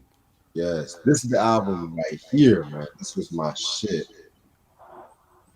Lick the pussy. That's all I gotta say. Love the way, love the way they fit that Tyrone Davis sample, Straight Jacket.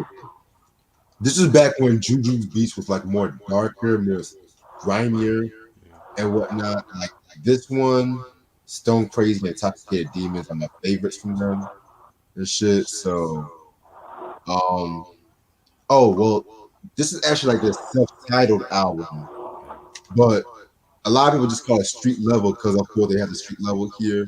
But I just now knew about that shit too. So, that's album. We need to talk about this album one day. Definitely. All of their stuff like hard to get now. Oh yeah. Okay, let's see what else.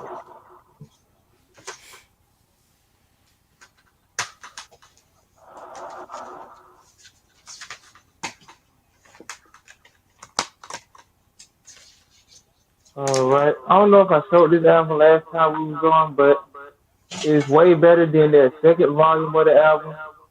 And we're going with Marley Oh, Marl in Control Volume 1, Yes, released in 1988. that was good. I think classic. I showed like the CD last time when I was on. I ain't showed like the vinyl and stuff. Songs I could have done without is the Wacky track featuring Roxanne Shante, the Dunk Alert featuring Craig G. I don't know why that was on the album. Simon Says it was alright. Freedom featuring MC Shan, very underrated. I need his Born to Be Wild album for '88. I really need that in my collection. I got like his first two albums on vinyl, but I just need the CDs. You got the classic song, The Symphony, Keep Your Eye on the Prize featuring Master Ace and Action.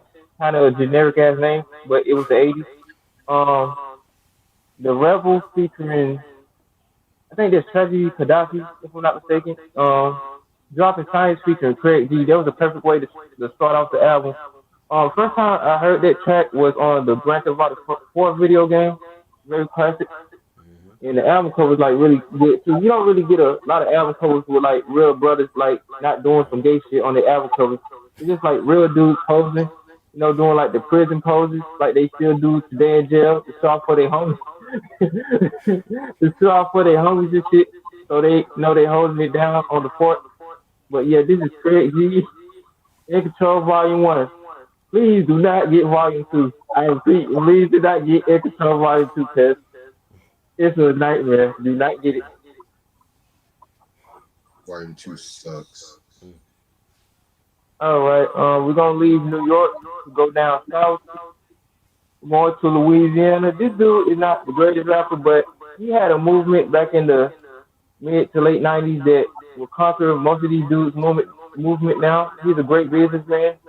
You know, he went from rapping to being an entrepreneur. You know, putting out different things. And we're going with Master P, the Ice Cream Man, the OG version, released in 1996. Alright. My favorite album. I mean, you got songs like the Ice Cream Man, which you got the sample from the World Class Wrecking Crew. You know, you got songs like Burton something featuring UGK, No More Tears, selling ice cream, trying to check my crack house using some of the New Jack City samples in the song, and Body Part Two. You know, classic album in my opinion. Definitely need to have in your No Limit collection. Definitely. Yeah. What up, Hector? All right. I got about one, two, three, four, five. I got about seven albums left. How many you got, bro? Here's what I found.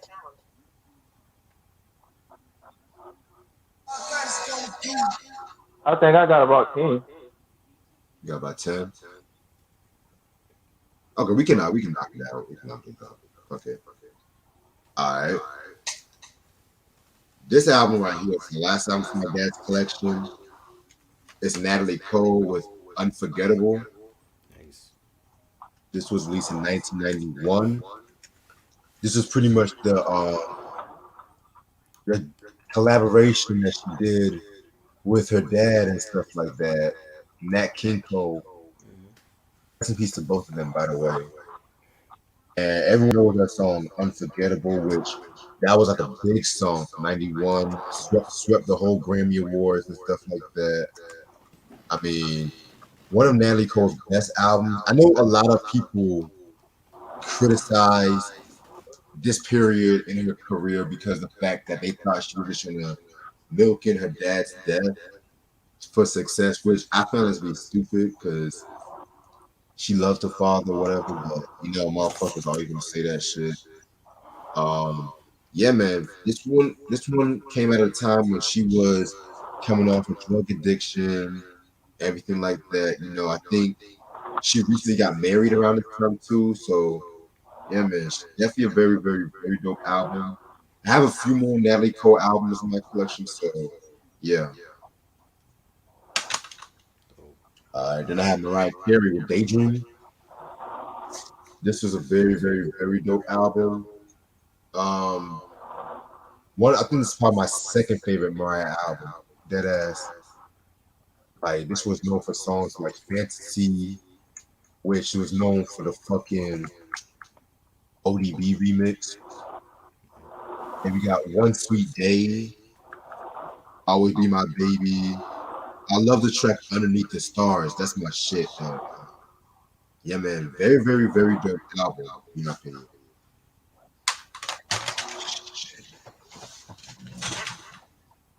Oh, hell no.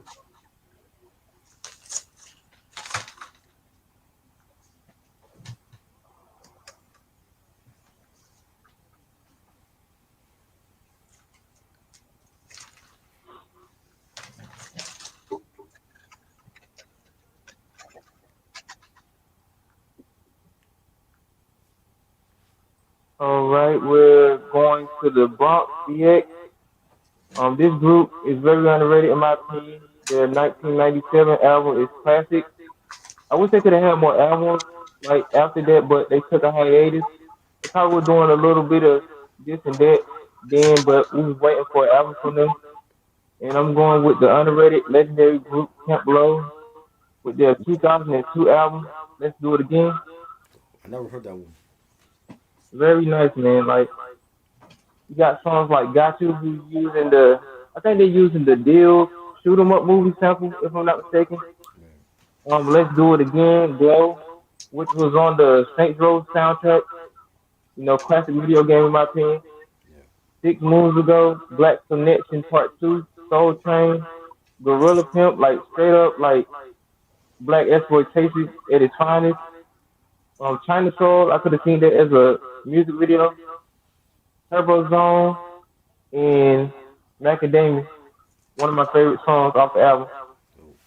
Very underrated album in my opinion. I don't really hear a lot of people talk about the albums after Uptown Saturday Night.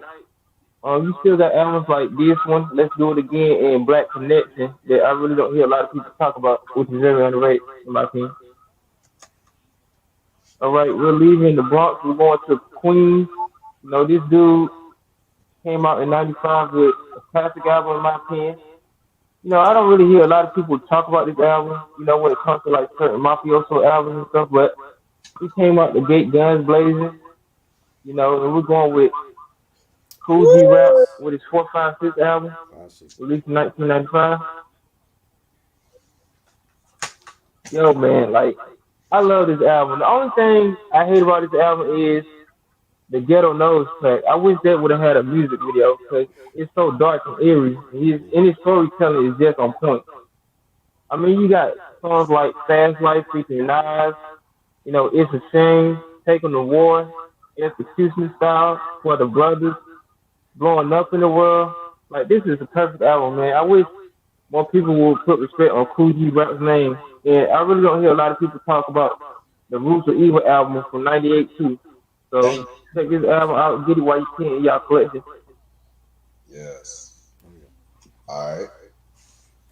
This next album has an interesting history to it. Boys to Men, Coolie High Harmony. This is their debut album. However, this is their 1993 reissue of it. Let me explain. The So, alternate cover. you said what? The alternate cover. Yeah. Yeah. So the first version of this album came out with 10 tracks.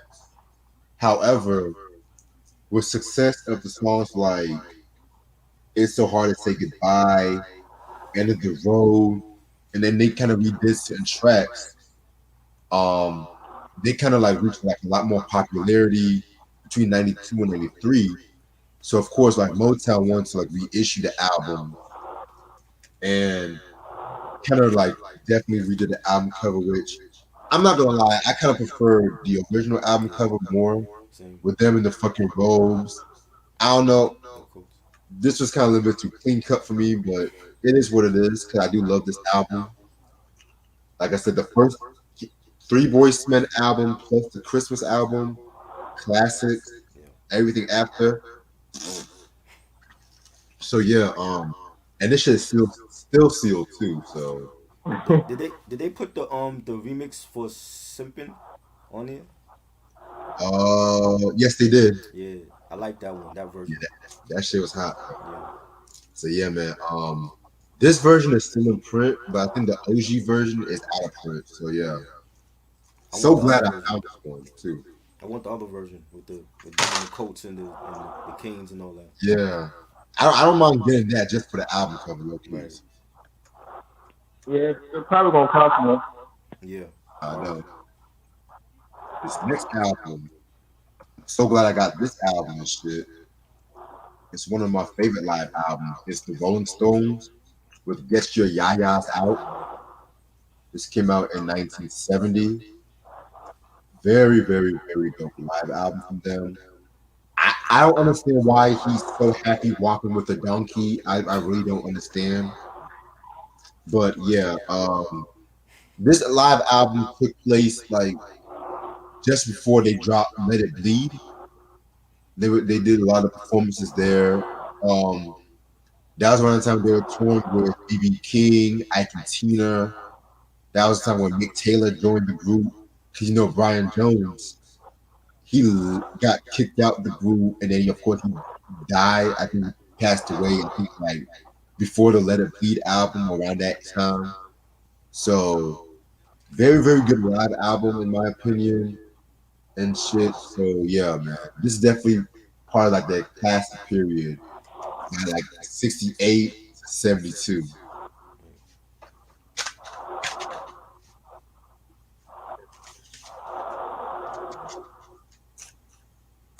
All right, since we're doing live albums now, you showed an album from this group a while ago in the video, and we're going with the Jacksons with their live album released in 1981, if I'm not mistaken. Classic. Nice. I love that photo with Michael's socks. Yes. That's dope.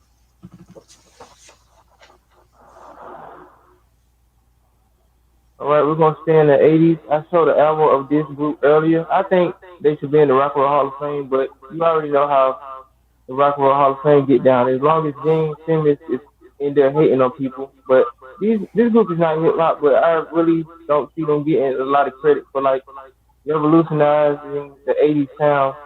They were going with their third album, The System, The Pleasure Seekers, Nice. released in 1985.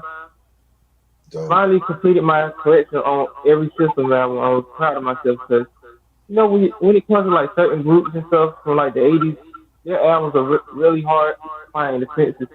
But sometimes you'll find like something on a website for like a good price. My favorite songs off here is The Pleasure Seekers, Big City Beat. Sound like a song you should listen to at night, like while you're driving. Sort of like a song that you'll hear on Miami Vice or something. This is for you. Another great song. A music video of that is on YouTube. Very classic song in my opinion. An underrated track off the album is My Radio Rock. That's really nice too. I could have seen a music video for that too. And one of my favorite songs off here is I Don't Run From Danger. Classic album in my opinion. And it's got like the remixes on it too. Very dope. All right. So now, this was like another blind buy. That was like another free pick. This comes from some alternative country group called The Handsome Family, called Unseen. From what I got up about these guys, this album came out in 2016. They're a group from Europe and shit like that. Yeah, I'm not really a big country fan, but like I said, I'll try to listen to it. And shout out to Eric for this one. I had this album, but I think I accidentally sold it. It's Keith Murray with Enigma. Underrated. Very underrated album. His best album, in my opinion. Yeah, very dope. I know the songs like Call My Name, The Rhyme. I love the intro of this album, though. It's so fucking sick. You can tell he was calling out Prodigy on that intro. I don't care what nobody says. Shit. Very dope album.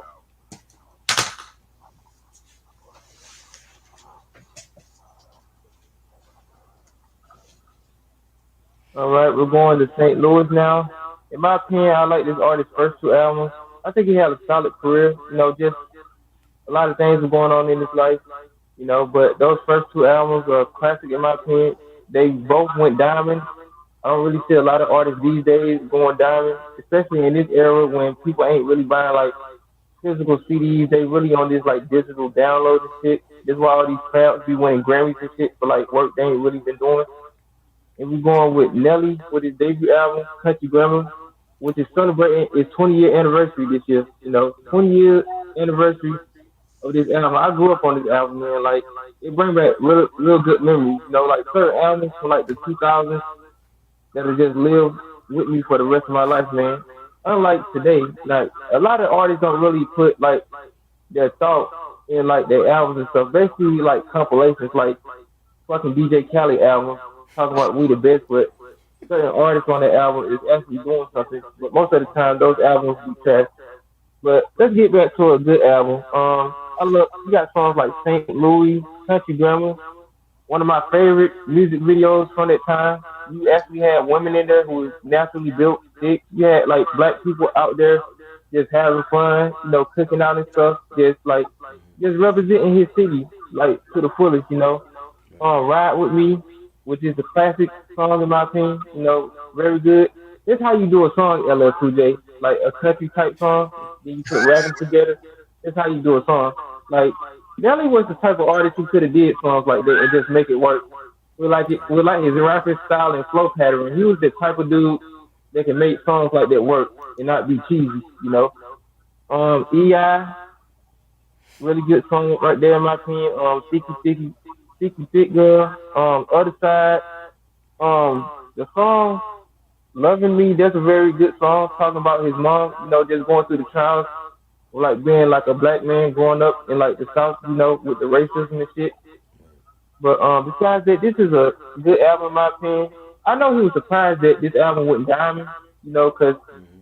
you can name a certain few like hip hop artists who have ever did that. Like even the greatest artists who have not done that, like Jay Z, Right. like Nas, like certain artists you would expect to like reach that status, but they never have in their career. Mm-hmm. I agree. Mm. All right, we're gonna leave St. Louis. We're going to Brooklyn.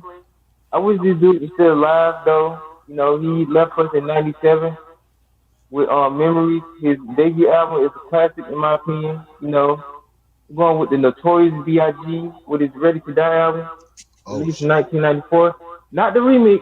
I mean, not the reissue with all those fucked up tracks on it and stuff. This is the original You. '94 version. We don't want all Oh that extra shit man. taken off. I That's mean, out you of got print. songs like you got songs like it took me it took me a while to get this, man. Oh wow. It took me a while to get this I because thought that was available. I don't know what the hell Diddy was doing. I don't know why he didn't want to like reissue the album. Right. It just depends on where you get it from. True. You got songs like Things Don't Change, You Give Me the Loot, Machine Gun Funk, Warning, classic music video of just Biggie Smalls taking niggas out with Tech Nines, just on some Scarface type shit. Machine Gun Funk. Oh, I already said that. My bad. Ready to Die. One More Chance. I don't know if this is the original version, but I don't think this is the remix version on the album, if I'm not mistaken. The Fuck Me skit with him and Little Kim, like classic. This skit remind me of the skit off Capital Punishment with Big Pun was in the bed with the two chicks and stuff, and they was Right. fighting over him and shit. Yeah. Like it just reminded me of that for some reason. Like crazy as fuck, man. Everyday Struggle, Me and My Bitch. I mean, this whole album is classic, man. I don't need to go through the whole like track listing. The only song that took me a while to get like cool with was the Respect track. I wasn't really feeling that, Mm-hmm. but every song after that was like really good. And Suicidal Thoughts, that's a perfect way to end the album. Definitely. I agree. All right. So my last two albums. First album is I mentioned this album earlier. Is Cypress Hill with the self-titled album released in 1991. Very, very, very dope album. Known for songs like How I Can Just Kill a Man. I love that song. Pig, Funky Feel One. I mean, this just has some of DJ Muggs' most dirtiest production, Mm-hmm. in my opinion. Must have them in your collection. Now, the last album. It took me a while to find this one. Had to beat out a lot of people on an eBay auction, and guys know how I feel about eBay auctions and shit. This is a disco album, believe it or not. Yeah, they be on some funny shit. Drum roll. Aretha Franklin, La Diva album. Nice. She was This looking was good on that cover too. you said what? She was looking good on that Oh cover. my god. Yeah, I'm just saying. yeah, she was. At one point. This album right here has an interesting backstory to it. So during the late '70s, Aretha, she wasn't really popping like that. I'm gonna be real with you guys. Like Natalie Cole was coming out, a lot of like Donna Summer, Diana Ross was, having a comeback and shit. And the Almighty Fire album was produced by Curtis Mayfield, but that was a commercial flop. So Atlantic Records wanted her to like do a disco album because disco was still popping at that time, barely. That was around the time Disco Demolition was happening, and around that time too, a lot of black artists were doing disco, Off the Wall, Destiny. Um, what else? What else? What else? Of course, I would even mention Marvin Gaye's "I Want You" as like a quiet disco or whatever. And Aretha did not want to do a disco album. She was against it from the get go because she said that she was soul music to the core, but they felt like it would like get her commercial success, and so they got her Ben McCoy, the dude who did the Hustle track and shit like that. And this was actually his last thing he did before he died too. So, um, and of course, the album was actually her lowest selling album in Atlantic Records. And around this time, she left Atlantic around this time to go to Arista Records, thanks to Clive Davis. But what do I think of this album? This album is actually not that bad. It has a few, it's only like two songs I really did not care for. But, you know, vocally, Aretha was still prominent before the cigarettes took a toll.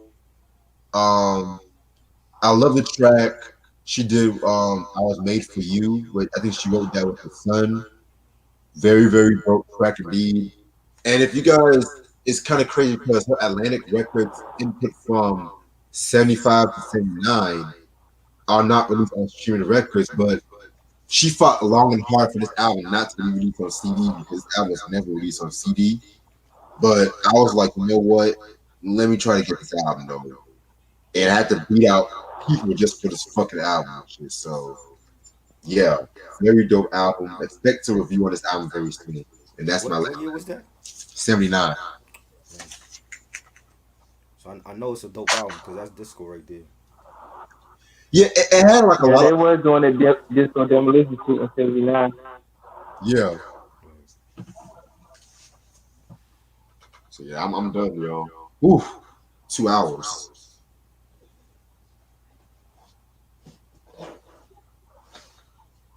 I got like 4 more, then I'll be done.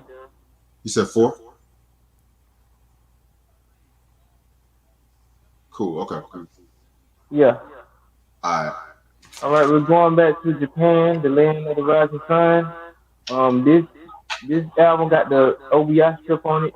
You know, I've been trying to get more Japanese on it because, in my opinion, you selling the Japanese person and you don't got the OBI strip on it. What's the use of buying it and you selling it for expensive prices and shit? But I sold this album before, if I'm not mistaken. It might have been her first album, but this is her second album. We're going with Shannon with Do You Want to Get Away, her 1985 album Dope. Oh wow. with the OBI strip on it. Nice. Very underrated album in my opinion. Everybody else want to talk about her first album, Let the Music Play, which came out in '84, and nobody don't ever talk about her first two albums, which I think are really solid in my opinion.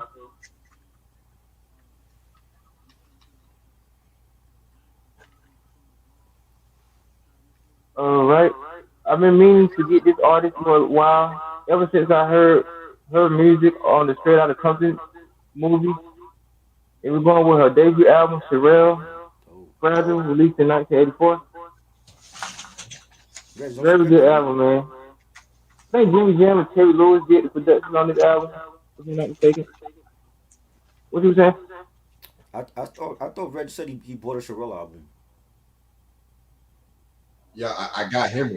I got him for Eric, but it's on the way. Okay.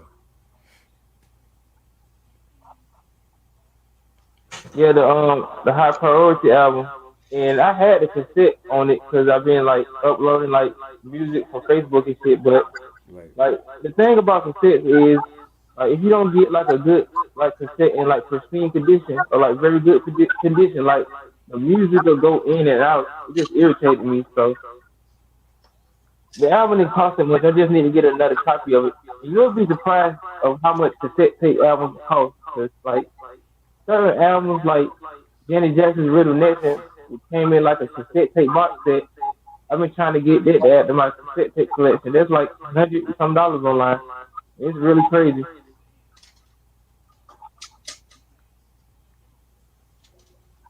It's crazy.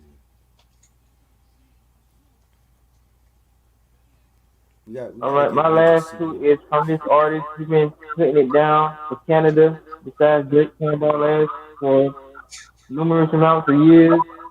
You know, he had the best year in 2020. He had the best mainstream album in 2020, and we're going with Yes. Abel, aka The Weeknd, with his After Best Hours album this album year. released in For me. 1985. I mean 2020. What I'm saying, damn, Love it. brain fart. Only thing I don't like about this, and it don't have a There's no fucking track track listing. listing on the back. Yes. What is this? That I have that issue No about that track too. listing. And No there's songs. no photographs or there's How no you supposed track to know list. I'm what like, songs are on what the is he album? doing? Yeah. I don't know why he did that. But look at this. This I've been saving this for last. Hmm. It's the same album, but I got it on vinyl. Okay. After Is it Hours, is there a track listing on the vinyl? colored vinyl. Oh wow. Look, That's the red look. joint? Oh, Yes, on the back, sir. that's On the crazy. back. That's crazy. Yeah, What up, Clutch? What's the good? red splatter and gold vinyl. What's Wow. up, Clutch? I love that album though. How you gonna have? How you gonna have the CD version with no track listing? Look at Yeah. this, y'all. No track listing. And on the vinyl version, you got the track listing. You That's got all crazy. the songs on the back. And I bet it ain't like that on the cassette tape version, which I need to get to the collection. I bet it got all the songs on the back of the cassette, the track listing. Exactly. But yeah, that concludes the collection video. I feel like that's like the longest one we've done to this date. And I have a few more coming in the mail, which whenever I get them, I'll just show and stuff like that. Right. But got a few announcements. Got a few announcements. I have a Jet magazine collection lock coming up this week. I might I might drop that either Thursday or Friday, whenever it comes or whatever. This week, we're going to talk about Lloyd Banks coming for more and Young Buck straight out of Cashville. That's going to be a double review right there. And then the Van Halen breakdown is going to be on Wednesday. And the Lloyd Banks new album is going to be Friday at midnight.